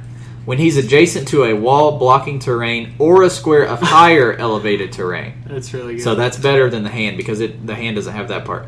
The square he occupies is considered hindering for line of fire, and since it's hindering and he has Batman ally, then he gets it. But hand's not counterable. Right, whereas right. So if you have like Superman TA, you're still going to be able to see past this ability, but still. He has Charge and Flurry on his movement, and he has Perplex. He basically alternates Perplex and Outwit most of his dial. And he's just an all-around solid piece for his points. He's also not too shabby if you play him at 75. Yep. Oh, yeah. He's a good tie-up, and he gives the Outwit and Flurry. But I've used him a couple times, and if you play him on a theme team and you get map, and you pick a map that's really good with him, 2 times I've played him with the Doctor Strange Mansion, the flip side, the rooftop or whatever. Yeah. That's a really good one for him because his trait, he basically has his trait kicking in the whole entire game. Yeah. Because it's so easy to stay next to elevated with that. That's a good piece too, and you can pick him up you can pick up the whole tab app set for $10, which has that Superman and that Wonder Woman, which are 2 amazing pieces, especially the Wonder Woman. That finishes up martial artists. Like we said, they're usually melee based, but if you pick up a David Kane and a Green Arrow, then you're getting some ranged options too. Warrior is a big one. Austin, you want to talk about Warrior? There's a lot of different warrior pieces that are really good. Let's see here. The Free Comic Book Day Thor, Aaron's played the living crap out of that figure. I'm tired of seeing him opposite me on the table. He's 10 clicks, 250 points, but he's just a monster. He's like that Hulk. He just doesn't die. Like, you feel like you've done 50 damage to him by the time you finally KO the bastard. He's also very good at 150. Oh, yeah. Because he has Running Shot, Pulse Wave. Running and he shot, still has that imperv. and an 8 range with Running Shot. That's ridiculous. He used to be one of the big top pieces back when he first came out. SOG Starfire is another good one. She's got is it Energy Explosion on her top dial? She's the one that does Energy Explosion and it's penetrating. Yeah. And she has Running Shot with that too, and 8 range. Outsiders. Oh my So God. the reason I listed her is because, like martial artists, warriors are mostly melee pieces. She gives you an excellent option for ranged. Understatement. She RCE, Energy Explosion, Penetrating, Running Shot, Energy Shield Deflection for 83 points with 8 range double bolt. Like, I can't explain how ridiculous it is for a warrior. She's going to run you... Let's see, that was a team pack. I think that team pack's one of the cheaper ones. It's about $8. Free Comic Book Day Thor you can pick up for about $3. And Big Barda you can pick up for... I'm not saying, hey, Ricky, this next bitch. $1. I think I have some. If you guys need some, I'll just send you some. You got like 8. Ricky's I have like only 10 on played the this. This is another figure that when it's set across from me at the table, I just kind of sigh and want to This just get up and figure- walk away. Ruined my first sealed experience. This figure ruined my first 50 experiences with the Batman set. This figure gave me my first boner. So She once forgave you can give her a double power action to use phasing teleport as if she had a range value of 12. After action resolve, you may give her a close combat or ranged combat attack or action as a free action. So, like, you just like, oh, I'm just gonna herp derp teleport 12 squares, pick up a heavy object, and smack your big piece immediately. And we're all just sitting there going, what? She's 4 damage on her top dial, 17 imperv, 11 super strength. She's a flyer. She's got 4 range if you wanted and had a way to take advantage of that range. And for she has her Psychic alpha. Blast. what's Oh, is that what You her- could Boom Tube and then Psychic Blast. That's Yeah. what I would do. Oh my gosh, she's just a monster for What- 148. What I've liked to do with her whenever I play her is everybody's expecting the Boom Tube at the beginning of the game, and I always save it till she gets on her flurry clicks, and then they base me, and then I Boom Tube and go wherever the heck I want, and then flurry super strength somebody in Yeah. the face. She's just ridiculous. And she gets regen too. She's a pain in the butt. She's fun to play, and she's a pain to play against. Usually that's a sign of a good figure. Oh, hey, it's another Ricky figure that's coming up here. This figure. Some sort of carryable Wonder Woman that might be a little bit good. Yeah, so it's a figure you can carry that can attack after you carry it. That's all I'm going to say on this one. We're going to move on to the next one. Wonder Woman from the Fast Forces Justice League, number 4.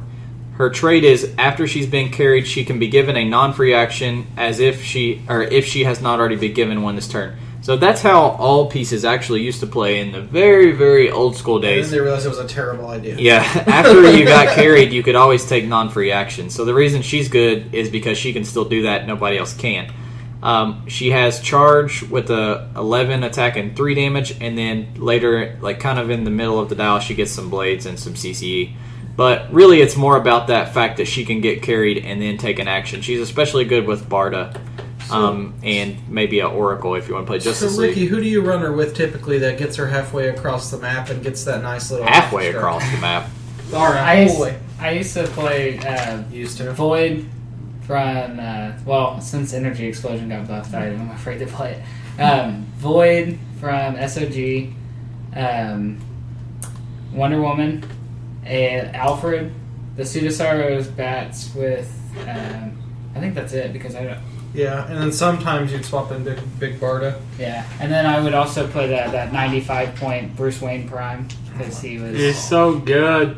so good. But Brucey usually that's Pig. for like 400 points, I think. It's like Yeah. She's from the Fast Forces. The whole Fast Forces is $15. The Flash from that Fast Forces is worth getting, so I would get the whole Fast Forces. That Flash is really good, and that Green Lantern is really good too. Yeah. I've used him a lot. And the Batman is the one that has the triple end cap.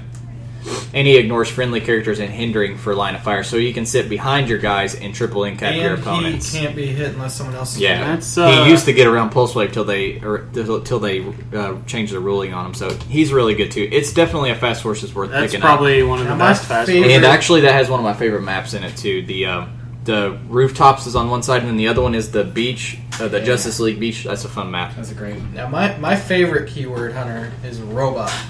And we just got an ATA for this one that's absolutely ridiculous. I've been running Ultron drones for a while. I've got a bunch of them.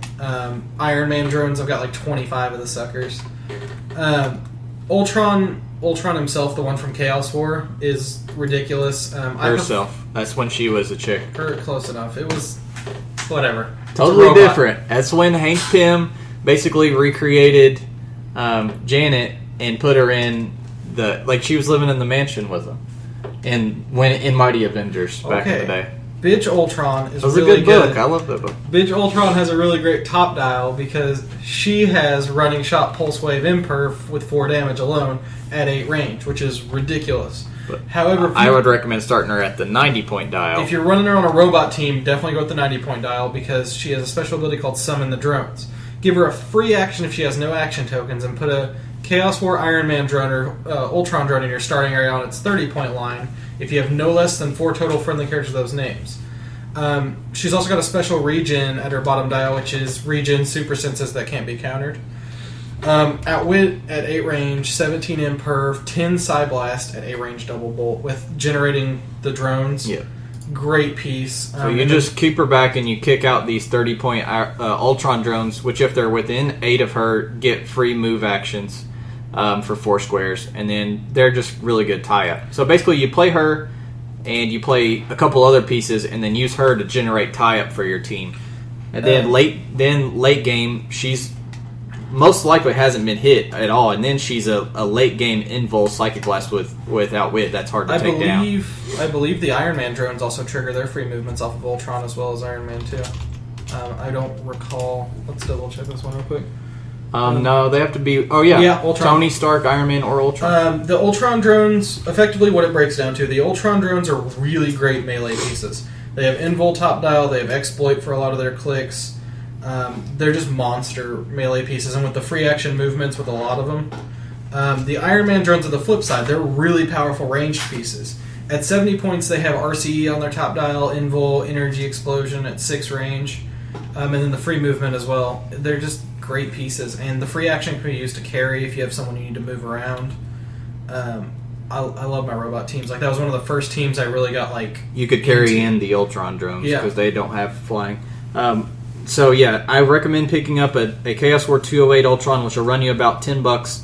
And of course, with them, you need to pick up a couple generics of the Iron Man drones and the Ultron drones, which are all about 50 cents to $1 a piece. The Ultron drones are like $1. Next is used to be one of the key meta pieces with the Gauntlet is Eradicator. He's from the Superman set, number 33, 135 points, and his top click is where you want to keep him if you can. So it's good to give him either the belt or especially the Gauntlet, and I'll explain why in a second. He has Running Shot, Psychic Blast with 11 and 11, then he has 3 damage with Shape Change and a defense that is Super Senses and Toughness.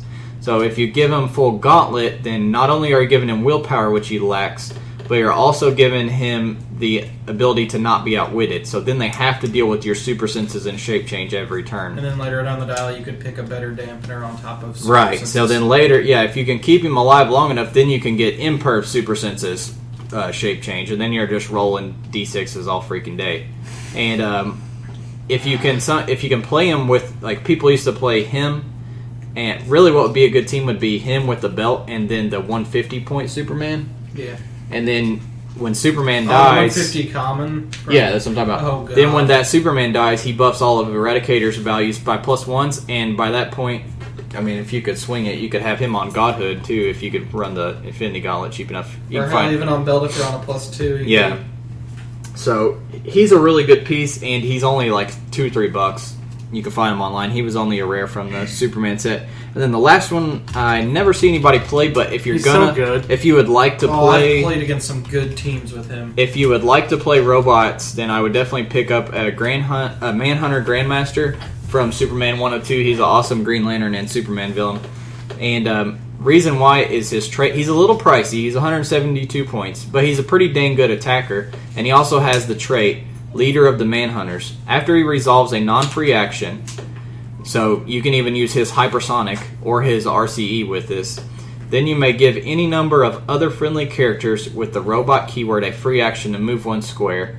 If those characters are also named Manhunter, they move 3 squares instead. Now, the Manhunters are Golden Age, but you can use these with some other robot pieces to get free moves, like slowly move your guys up. And that's for free after Manhunter is doing whatever he wants. It doesn't have to be a move action. Manhunter can attack, and then you still get to move all your guys up. And that's not within so many squares. That's everywhere on the map. Yeah. They're all getting to move. And one. hell, that one square really matters. Like, if you're running Eradicator or something, moving 1 square up's enough to expand your range on your running shot and stuff like Or that. to, like, running shot out, shoot somebody, and then move him back behind a piece of blocking Yeah. or something, like hide him a little bit.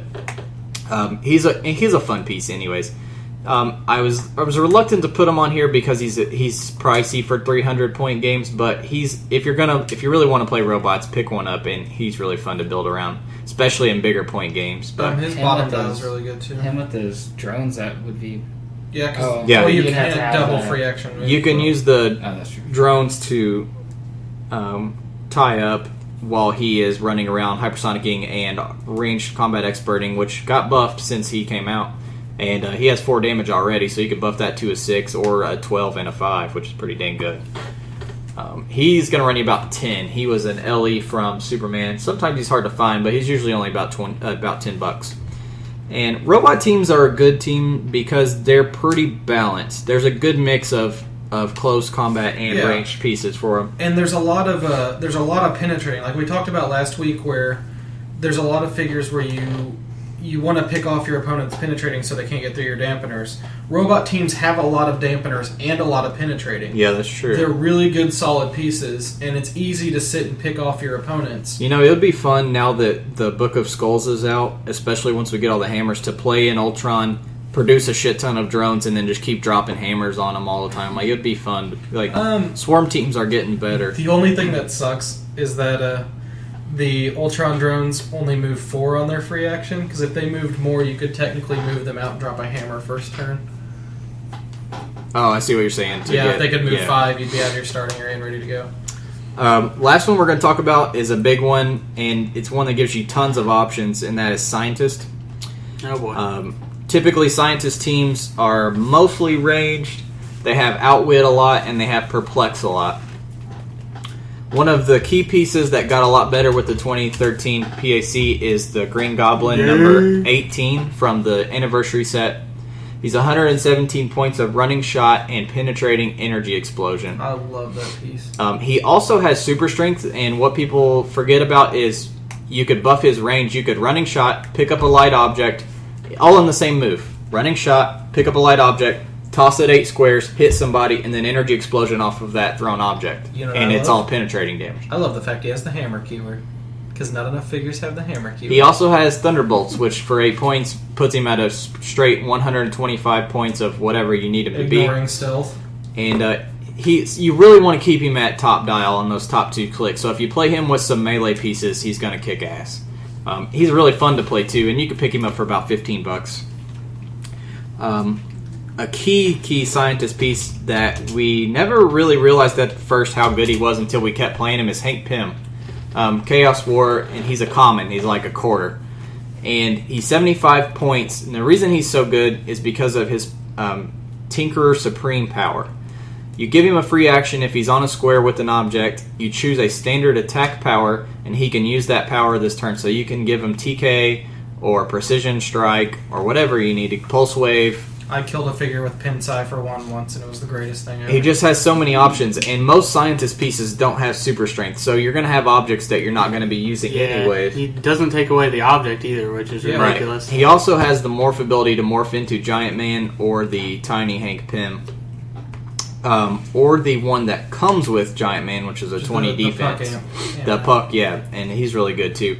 So it's a really cheap, really cheap money-wise, and just a good all-around piece to have that gives you a lot of options for your team. Dangerous means he doesn't count towards your action total. Howard Stark is another good one that I played a few times. God, I love that piece. He's kind of similar. He's similar to General Talbot in that he's only 33 points, and he gives you Outwit and Enhancement for 33 points. That's pretty damn good. And he's giving you another piece you need to hit that generic theme team. We're going to go with two of the best freaking pieces, the most fun pieces to play. And that is Aim Agent and Aim Renegade. Yeah. MODOK. Both of them Beekeeper. Oh, sorry. I forgot to mention Howard Stark will probably run you about $5. He's from the Avengers movie set. These guys will only run you $1, and that's the Aim Agents and the Aim Renegades. Aim Agents have Perplex, Hydra, and pretty much that's all you're going to really use them for, except that they get support late dial. And they also, if they're within 8 squares of an aim keyword piece, they get Energy Explosion. The Aim Renegade is just kind of a different option. They're 34 points. They're a little bit cheaper. They get Enhancement and Outwit. And Barrier is the reason that you would prefer them. So if you need Perplex, then go with the Aim Agent. If you need Barrier and Enhance, go with the Renegades. Well, what I like about them, though, is you position them around a really heavy, ranged piece. Yeah. You take your blast, you barrier, you lock yourself in. You run 2 of them next to them. It's +2 damage and -2 defense. For scientist teams, I would recommend the Renegade over the Agent because the Renegade can, like you said, he sits beside your main range guy. He gives him the enhance and the bonus from the Hydra ability, and then you can barrier yourselves in to be safe for till the next turn. Whereas the Aim Agent is really good with MODOK, who is now Golden Age, sadly, and some other pieces. I hope we get another one, Invincible Iron Man, but I'm not holding my hopes. Those guys are both under $1. And then the last one we talked about a minute ago, Superman 001 from the main set. He's a scientist? Yeah, he's a scientist. You can run him at 300 where he's a beast, or 150 where, guess what, he's a beast. Hypersonic and Super Strength on both dials and Outwit is what he starts out with on both dials. He just runs around, hits people, and then he goes and hides. Just a super sick freaking piece. That was a pun. If you run him at 150, you can afford to also throw on the Kryptonian ATA on him, which is pretty good. That gives him a +1 attack a lot of the times. And freaking that Superman is only $1 as well. He's a common, so. I like. What about that blue? Isn't that Blue Beetle? Is he a Gat Scientist? The Mystics one? No, the one with the triple. Oh, yeah, I guess he did get buffed a lot. We're not talking about Doom Kang. Come on! They're Doom Kang's $50. I know, but they're such a fun. I was looking for that Wasp to see if she's not a scientist. Yeah. No. We can talk about Ted real quick, even though I've talked about him before because I love him. Ted got a lot better with the new buffs to Energy Explosion and Force Blast. I don't know what you're talking about, honey. He is Blue Beetle number 16 from the anniversary set for 55 points. He gets Force Blast, Sharpshooter, Energy Explosion, and 3 bolts. And he's pretty cheap, too, for Scientist teams. So he's a good option to run as well now that Energy Explosion and Force Blast both got buffed a lot. He's just good. Some pretty choice keywords, too. Birds of Prey and JLI. If he has Force Blast, it means that you blow up for 3 damage on each of them. You would Energy Explosion, and then they all knock back. Yeah. For 55 points, Ricky! So, this reminds me, and he's going to run you about $3. Austin always talks bad about Static Shock, and I always try to make him good. Yeah. Well, the other day, me and Phil were playing, just a pickup game, and I had Static Shock with the belt just because I could. And Phil positioned all his guys up on the new X-Men map on top of a little piece of like a 3x3 elevated, and he had Hawkeye and a bunch of like people to help him, like Mockingbird and shit. So I noticed that my guy next to my Static Shock had TK, and so I TK'd I TK'd Static Shock out, running shot Energy Explosion with the +1s from the belt, and I hit him, and he didn't want to take it on that Hawkeye because, you know, that Hawkeye's really good, but when you peg him, he loses his real good stuff. So he teamed it. He teamed me into doubles, so I hit him, and they all fell off of the elevated, and they all took an additional 2. So I ended up doing like 14 damage on one shot with the Static Shock. All this talk of Energy Explosion reminded me of one of my favorite scientist piece, though, is the 55-point Bruce Banner from the Hulk set, because he has a special attack ability called Bomb Science.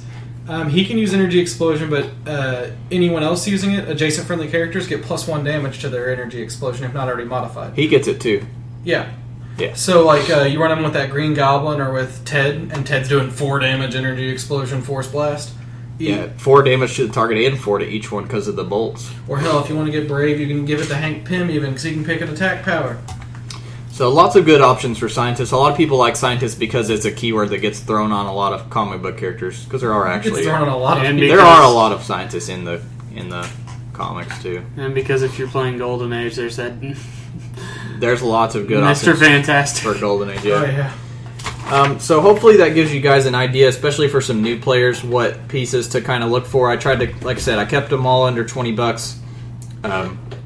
You can pick up other ones that you look through HC Realms, click on the keyword that you're interested in, and look at all the pieces. But pick up the key ones that we talked about because they're going to be on the majority of your teams. And then if you see some other pieces that are pretty good that helps them, that these will help out, then pick them up too. Chances are they're going to be pretty cheap. Our just a tip this week. It's kind of a simple one, but I still see a lot of people do it, and Don't that be is colorblind. not overextend yourself at the beginning of the game. And what I mean by that is it's one thing that we all did when we first started out, and it's something that you slowly start to do less and less of as you go on. And it's your first instinct at the beginning of a match is to move all your guys to their maximum movement, numbers. And it used to be back when we first started, you could do that and not worry about getting hit. But these days, with team bases being able to clear the whole map and freaking Barda's ready to blast yeah, somebody. that's true. That was pre-Barda and Ghost Rider. And now you have to worry about pieces that are freaking 16 squares away from you somehow hitting you because there's all these ways that they can do it. So I would say look at your opponent's team before you move your guys. Figure out where they can go. How far they can actually go. And then move. Don't just willy-nilly move your guys out. Another extension of me saying don't overextend yourself is also people are really too quick to rush in their primary attacker just right into the middle of their opponent's teams like, they don't give a crap. They just want to get that one hit off. Yeah. And sometimes even if you get that hit off and you KO a character, it's almost not worth it because now you just gave your best attacker, in exchange for that one piece. And sometimes it's worth it and sometimes it's not. And I want to say this has been probably my biggest issue. Like, I've only recently in the last few months gotten to where I've stopped doing this as much. And it's drastically changed how I play. Like, pacing's another big part of it. You don't want to overextend your action tokens either. You don't want to put a character on a second token when they can't defend themselves either. You want to make sure your characters, you want to take it a little slow, like take it kind of conservatively. You want to move up a little bit, clear, get ready, make your opponent kind of come to you, and then blast them as soon as they slip up and you have an alpha strike. But you want the support when that happens. And as I said, it's completely changed like how I play, and I've seen much better results when I stopped doing it. To be honest, in fact, and I learned this the hard way at Gen Con, if you're playing against a team base, in all honesty, don't even move out of your freaking starting area. Like, in all seriousness. Don't even, if you have to go first, do not move out of your starting area. Just pass. Because they will get the full map. They will cross. Like, I was playing that Trinity of Sin and the Batmite. And I moved my guys up like 4 squares. Literally just like 4 squares, and I prep time Batman. And he moved the entire map, shot me, and then moved Batmite and teleported the team base back to the start. And I'm like, wow. Like, I mean, if you're playing against those, don't even move. Like, just pass first turn. And you at least make them. It's sad to say, but just pass first turn. I always feel bad, like kind of hanging back. But I'm one of those kind of players. I'm slow and very I'm exactly like you. I try to, and I overanalyze stuff, and but then also I play void teams. I know, like go rush down. But I definitely, what Hunter's saying is, you want to take your time, and like you gotta, like what I used to do is really care about, and you guys talked about this last week. Like you care about your own strategy so much. Yeah, it's tunnel vision. Yeah, you have tunnel vision, and like I used to just count how far I could move. And now I'm like, since I've been playing longer, I will look at, okay, now they got 8 range and a 12 running shot, so they have a 20 square effective, or a 16 square. Yeah, and you don't want to, like Hunter saying, you don't want to overextend yourself and lose one of your good pieces. But then, like what Hunter was saying about his Gen Con team, sometimes he would bait people. Like you put out a piece that you kind of could stand losing. And you make your opponent over. Only do it if you know that they're going to have to move within your range of counterattack. And don't just throw it out just to throw it out. No. But like that Black Adam, I used to play it all the time. I was really bad about overextending with that piece. Hypersonic pieces, people are really bad about doing it with. People think, 12 range hypersonic, that means I need to immediately run 12 squares and punch. No, that means you should get them within about 6 and then hit and then get back behind safety. That's what you should be doing, not running your full 12. Yeah. And another thing is, like, when it comes to this pacing, you want to pick maps, like when you're playing maps, you want to hide behind. If you have, like, close blocking terrain, you want to move just, like, 4 squares up and hide behind that blocking and then clear. You don't want to, like, move, as Hunter said, your full movement where you're out in the open, you're ready to get blasted. Even if you think your opponent can't blast you, better safe than sorry, especially with telekinesis characters and stuff like that. Take notice of telekinesis, shield ATA, which extends their piece's range by 1, and perplexes. Yeah. Because a lot of times, especially new players, you'll be like, okay, he can shoot 1, 2, 3, 4, 5 squares. I'm going to put my guy 6 squares away, and you don't notice that he has perplex. All he has to do is perplex his range. He doesn't even have to move. He can RCE or whatever he needs to do. Yeah, a lot of people forget you can perplex range, and that's a big one that I've caught a lot of people off guard with. So that's enough for just it. But like I said, take it as a case-by-case basis, though. Look at your opponent's team. If they're not running a team base or a super like TK piece or something like that, then you can stand to move up 5 or 6 squares. But just make sure you look at their team before you move your guys. Because, but that, and especially remember, don't just rush in your primary guy with no plan B, basically. Because if you miss that attack, you're screwed. Let's move into the community. Dial design week or assignment number 2 is over. That was judged by Austin, and I'm going to let Austin talk about his top scores that he gave out and the dials that they were assigned to. For starters, guys, kudos. I mean, these freaking figures were ridiculous. We got 12 entries. All of them were good. It really came down to me, like, trying not to give out too many absolute top scores. Like, these two, like, I'm going to give... You guys did amazing jobs with these, but you guys etched by with this tie here. Great pieces overall. I really look forward to seeing what you guys do for the later versions of the contest. But I threw a 10 to Swagnito for his The Will. For starters, the Will is a main character in Saga. For those of you who don't know, he's basically a bounty hunter, and he's paid to go around and hunt down people. But what the Will has with him all the time is his pet, which is called the Lying Cat, and it basically tags when people are lying. It makes a noise, or it says lying when people are lying. So what Swag here did was gave it a bystander token that did that. So if someone's near the bystander token, they can't use Perplex or Outwit. And then you can reattach it to him to give him duo attacks, super senses, and he can't be the target of Outwit or Perp. It was a great dial. He gave him the extended lance, which is something I didn't even think about. That's really cool. Overall, a great dial. Pretty straightforward. It's a fun piece I would love to play, and I really wish it was a real piece. Yeah, I kind of want to make it now. I know, me too. And then the other one that I gave a 10 to was to Batarang 96. He made Mirror Master, which I love. I love the rogues, and Mirror Master is a really fun piece. Where were you? I know. He gave him some cool traits with placing a mirror terrain and attacking and moving through them and all this stuff. A really great overall piece. It's pretty spot on with what I was looking for. I want to give a big shout out to the Punisher Battle Van. That was a great figure too. Gosh, this contest was so hard to judge. Like, it took me like 2 hours to go through and find out where everyone was. Just really looking forward to seeing what you guys throw out next week. He really wanted to give out like everybody 10s, but I wouldn't let him because we have to have some diversity in the scores, or else we're gonna have a 10-way tie for first place. So. Yeah, I'm sorry, guys. Blame Hunter. So there's your scores for week number 2, and I will add them in with the week number 1s, and I'll make a conjoined post for all the scores. And the last week will be given by Mr. Drew Alderson. Hey guys, What's Drew. your assignment, Drew? Drew here. How you doing? Let's talk. Sit on Papa's knee. So this week I decided, at a suggestion of a very good friend who is sitting not next to me, but I guess it is the very good friend next to me, which would be Ricky Joe White. I couldn't really think of anything at first, but then Ricky gave me a good idea, and I was like, this is going to be pretty wide open. It's more so of a what-if scenario, if anything. And basically, if you like symbiotes, right? So you want to put a symbiote on something, put it on whatever.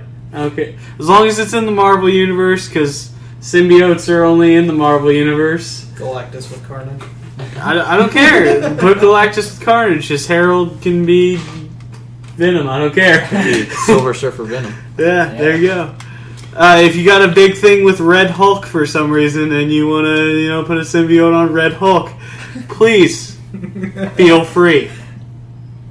But all right, so assignment number 3 is put a symbiote on any character you want. Marvel only, though. Those dials will be due September 19th, which will be wrong. I gave you the wrong. September 12th. September 12th. It's today the 7th, right? Yeah. September 12th. And basically, then next week we'll talk about the scores and we will declare the winner. Give them some room to spread their wings a bit. Let them fly. The whole Marvel Universe gives them quite a bit of let them fly. You're gonna get some weird ass. I want Boomerang with the symbiote. If you give me that, I might. Oh wait, I'm sorry. I was looking at the wrong date. September 14th. I was about to say, Hunter, 7 plus 7 is... Yeah, I'm sorry. September 14th. I was looking at the best build. This one's on a deadline. Yeah. Okay, so I was looking at the date for best build. Best build September is going to be Savage 6. It's a 600-point modern team. Resources and relics are allowed. Team bases and colossals are not allowed. You must use 6 figures exactly on your team of 600 points. Now, there is no stipulation on the point values, so you can have a couple 25-point pieces and a bunch of, big point pieces, however you want to do it. But on your 600-point team, you have to have exactly 6 figures, no more, no less. Plus your resources and your relics. Those aren't going to count as separate figures. Like I said, resources and relics allowed, team bases and colossals are not. And I will be posting that up on the Realms and on Reddit, and we'll mention it from time to time on our Twitter too. We had a question this week from Josh Avery on Twitter. He is going to his first tourneys, and he wants to know some tips for starting out. Shower.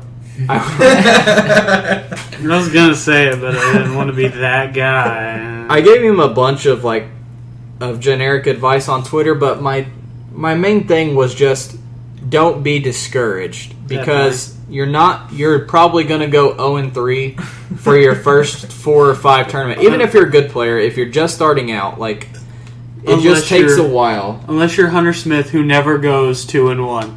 No, never goes 1-2. Oh, okay, well. I just went 2-1 twice this week. I know. Well, whatever, dude. It's just the way you put it. Just don't be depressed and want to quit the game after you go 0-3, because honestly, just expect it.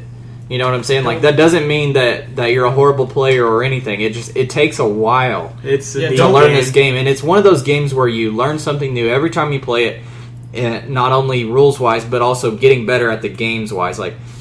Another thing I would suggest, not just to new players but to every player, is after the game, sit back and think, what did I do wrong? And I do this a lot with competitive games, especially like Street Fighter, like I've been playing online or something. Like after a loss, I sit and think there was some point in there where I made a mistake that that I can improve on. But Maybe he got lucky here or there, but I still had to made a mistake somewhere.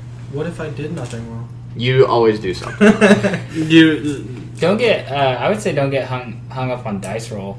Yeah, you because can't in this game. When I first started, that's why Hunter always jokes with me because I played prob like every single piece I has prob somehow. But because when I first started, dice rolls just it did discourage me. I'd roll one under or something, and then I started to realize like little things like perplexing my attack instead of my damage. Yeah, that's a big beginner mistake is always perplexing damage. I always recommend perplexing attack. Even if you only need like a 6, go ahead and perplex it again to a 5. It's my personal rule of 5. Unless you have a couple probs or something. Yeah, it's my personal rule of 5. If you can get it down to 5 attack. But like, I would just say don't be a depressed Drew or a raging Ricky over here. Don't get mad at the game. And if you start losing, don't instantly think that it's the end of the world and that you just want to go jump off a bridge. Kind of the pot calling the kettle bad. It's just something that you're gonna get better at it with time. Just stick with it, and you'll really start enjoying the game, and you'll get better at it with time. And more importantly, good luck because you're gonna need it. Yeah, just have fun. We also have a question from a Pierce Theory, and he wants to know: is Star Trek Away Team a modern set? Now, Star Trek Away Team is the ones that's not the ships. It's actually the ones that's just the figures. And there's a couple pretty solid pieces If I recall, in there. they're not even Golden Age legal. They are Golden Age legal. They are? They are not Modern Age legal, even though they're a recent set. a bunch of pumpkins. They are Golden Age legal, and all of the other Star Trek sets are all not even Golden Age legal. They are separate from the entirety of HeroClix. So you have to play them within their own Star Trek sets. But the Away Team, which has like Captain Kirk and McCoy and like the single base standard HeroClix figures, they are golden, but they are not modern. That's all for the community. We're going to move into comics. So, if you haven't read Trinity War and you plan on finishing it, if you somehow haven't finished it, because like I said, it's been about 2 weeks since it wrapped up, you can skip ahead and skip over the comic section. But we're going to talk about Trinity War. It's been over a couple weeks, so we can spoil some stuff. Alfred dies! No, Alfred. I'm just kidding you. I think everybody I've talked to here locally has been really happy with how it wrapped up. Have you finished it, Drew? Oh, God. It's not my fault if you haven't finished it. Can we send Drew out of the room? I really want to talk about Go this. on. I don't care. Just go. No, it's actually not anything huge to happen. I don't really care. Just go. Basically, you just find out that Pandora's box was just a key to open a portal. Like, it wasn't even like anything huge. which they kind of say at the end of the issue before anyways. They say it wasn't a portal. It wasn't a... Now I'm kind of glad I didn't read it. Dora's kind of... Yeah, honestly, like, although I'm happy with Trinity War, it kind of was a letdown to me to a point because I feel like they had everyone chasing their own tails for the whole time, and we didn't see enough of the Question. I really was hoping we'd see more of him, because like in like the first issue, like he played this big role in the background and all this stuff, and then literally we didn't see him for the rest of it. I'm really hoping he gets his own book, actually. I know He me needs too. it. Which the other Trinity two... Ascend would be cool. If they, Yeah, the other... Pandora's one, right? The other two have their own book now. And Pandora, I love Pandora's book. And Phantom Stranger's been Oh, let's get the As cue right. as a- Shazam needs his own book before. Yeah, that's true. Oh my god, I'm gonna go off if they don't give Shazam his own. As a Bullshit. Marvel guy, I like this event more than AVX, more than... Fear itself. No, Fear itself, but more than Ultron, because I love tie-in itself too. I typically don't like Marvel events for the most part. I love Civil War and I liked House of M a lot too, but the most recent ones have just been Civil missing War the mark. was just an epic. Most of their recent events have all just been cash-ins, and it's obvious. That's It's what I was just talking about. Avengers versus X-Men Ultron is is the like key a new thing. status quo, I guess. I enjoyed Ultron, but I mean it wrapped up really shittily. But Ultron's this- goal was to set up. Right, but this is what I'm saying about Trinity War is like it. Maybe this is because I'm not a like strictly DC fanboy. I hate saying fanboy, but it surprised me. Like I literally sat there and I was like, "What?" I is said that going shit like on? 3 Yeah. times while reading that. And then I picked up the Forever Evil. Is that what it's called? Oh, Forever Evil's great. I picked that up. I picked up a couple. Well, I read Justice League Dark, JLA. JLA. Oh, I love JLA. And Constantine. So I picked up all the 3D covers for them. But it made me more interested in the DC universe, and because I didn't jump on with New 52, and I wish I would have when it very first started. But Trinity War, 2 thumbs up for me. Yeah, and as Hunter said, it wasn't like a Marvel event where Marvel events feel like they try to tie everything in. Trinity War, I feel like outside of Constantine, that one issue they did. It was you didn't even have to read that though. It was a but side I'm saying issue. that was the only issue I feel like tried to tie into or tried to cash in on. Marvel Trinity War. puts it on everything. It's Yeah. like, Yeah, Don't especially use it, that don't use it. Thunderbolts issue that we were just talking about, Yeah. where it literally at the end of it, they're like, "Oh, the Avengers are in space," like Deadpool says that, and that's pretty much the end of No, it. it's And yet it's on the- Punisher that says it. Yeah, yet on Don't- the cover, it's like Infinity. Infinity tie-in. yeah. It's on the Infinity checklist. It's like, why? Don't miss Juggernaut on the shitter 22.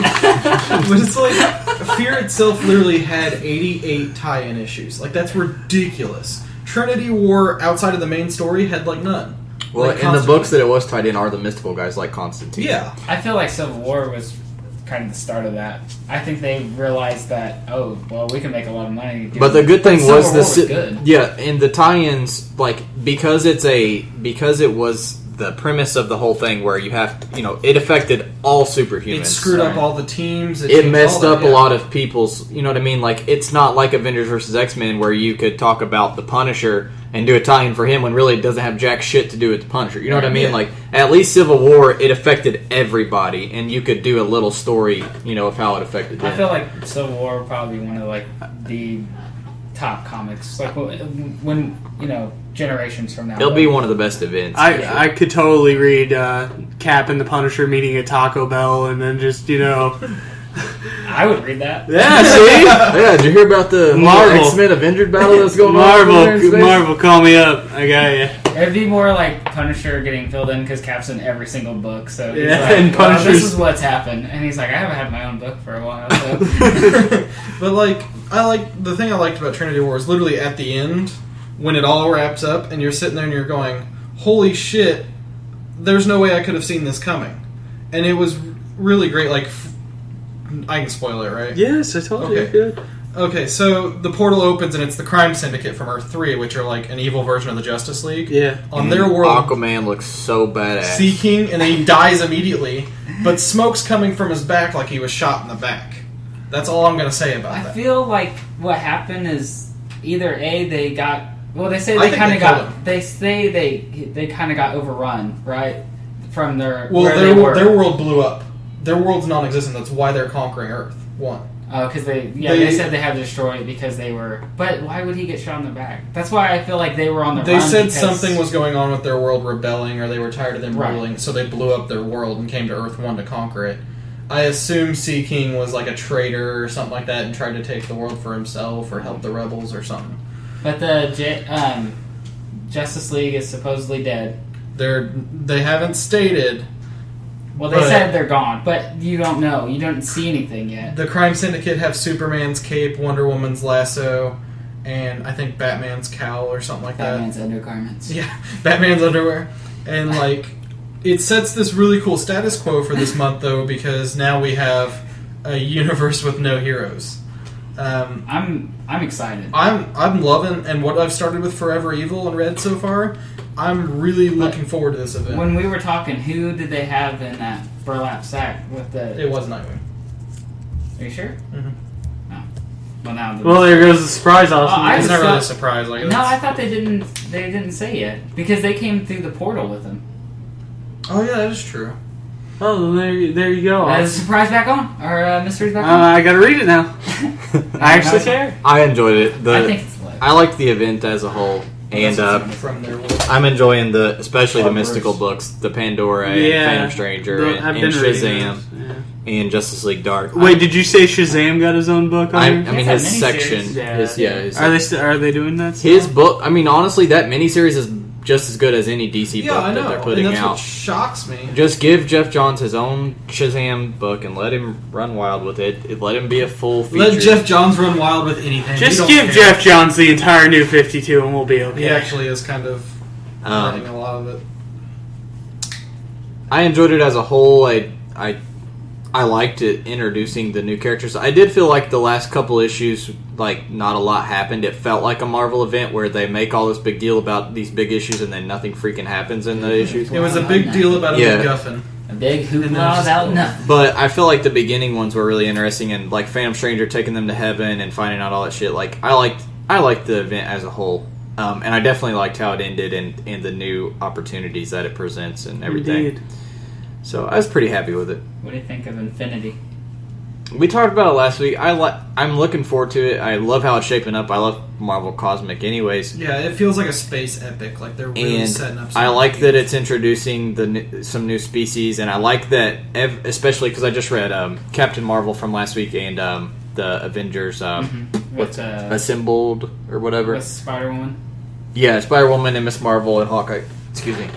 And I just love. It's so crazy and cool to see all of these races that I've been seeing, like, trying to kill each other for the last, like, however long I've been actually reading. team up. I've been reading Marvel Cosmics, so, like, 10 years, like, actually working together, and, like, Skrulls, like, covering the superheroes' backs, and, you know, the Shi'ar working with the Kree and all this crazy shit. Like, it just feels it's just awesome, like, just a concept. My personal favorite part is I like Thanos' Coal Obsidian. Like, I love those, like, villains he has that build his council around. Like, each of them are so cool, and I want to know more about them. I'm hoping they elaborate on them a bit. I want to talk about today Fantastic Four and FF. We've kind of touched on FF a little bit, Are we mainly just how gonna, like, go off on how I good don't like it. Hitman's is? No. I will say Fantastic Four has been solid.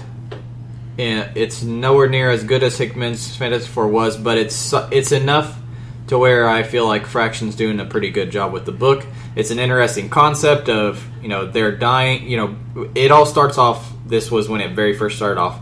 Is Reed finds out that he's breaking down on a cellular level. Something to do with his powers is killing him, and he suspects it's going to affect the rest of them too. You know, his immediate family who got their powers the exact same way, and so he needs to go out and he does some research. He finds out that he needs to go out into the universe and look at these certain, you know, theories that he has as to why it's happening to get answers to solve it before he dies. But he hides it as a field trip. But he convinces Sue and everybody that it's a field trip and that they're only going to be gone a few days in relative Earth time, which they actually are. Yeah.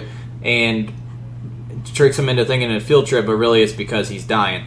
And so halfway through the series, you find out that it is affecting the rest of them, and they are all going to die. And they find out that Reed's been lying to him the whole time. Of course, Sue's mad, but Johnny Storm particularly. yeah, I mean, of course they're all mad, but they kind of realize that, you know, it's necessary, and we need, you know, they need to get to the bottom of it. And I know why you didn't tell, you know, because we would have freaked out, you know. So, and the places they go are all pretty fun. And the character, the guy who's like posed as Caesar. Have you gotten? Yeah, to that I yet? like him. That's a really cool idea that I wouldn't have thought See, of. And I'm so torn over that series because, like, there's parts of it I love, and there's some dialogue I love, but for the most part, I'm not excited for the next issue. that's true. I'm not super excited. It's just like I'm reading it because I'm hoping there's something good in it. Not I know it's going to be a good comic. Right. So, Fantastic Four has been pretty solid. Future Foundation, I'm not liking very much. I gave up Which on it. sucks because that was one of my absolute favorite Marvel books back before Marvel Now. Actually, it may have honestly been my favorite before Marvel Now. And it has just... Fraction's just not getting it. And it's nothing against Fraction because I love the vast did majority. you see he's not going to be writing on it anymore? Yeah, he's not going to be writing anymore. Is he not doing Fendus for either? He's not doing either. I mean, that'd be fine because he's not knocking it out of the park, but he's not doing bad either. They're swapping him out because he's spread among too many projects, and they think it's affecting his quality of work. I mean, he's obviously a good writer. Yeah, Invincible I have Iron nothing Man against is the Fraction. best Iron Man that there's ever Oh, been. hell yeah. And he kicked that book. I mean, he kicked ass with that book. There's not a better Tony written than what he did with him there. And he's been on a lot of other books that he's been really good on too. And I'm sure they'll continue giving him big projects, and he'll continue doing well. But he's just not doing good with FF. And honestly, it probably is because he doesn't really care that much about it. It's probably something they kind of threw him on. Hickman probably got pulled off of the Fantastic Four because even though he's doing really well with them, they need him to do Infinity and all these Avengers books, and so they give that to somebody else, and it's just not working out. I like Bendis on X-Men. That's Brandon. Yeah, I do like Bendis on X-Men. I like the switches, but yeah, I can see like Remender on Cap. That's cool. Mm-hmm. I'm sad that Brubaker's gone because I would have liked to see Brubaker do another team or anybody would yeah, be like cool. an X-Force. Or, It's like, just that he's would've just been cool. doing Cap Song. It'd just be cool to see him on anything, Yeah. especially a street level guy like Punisher or something like Right. that. It would be awesome.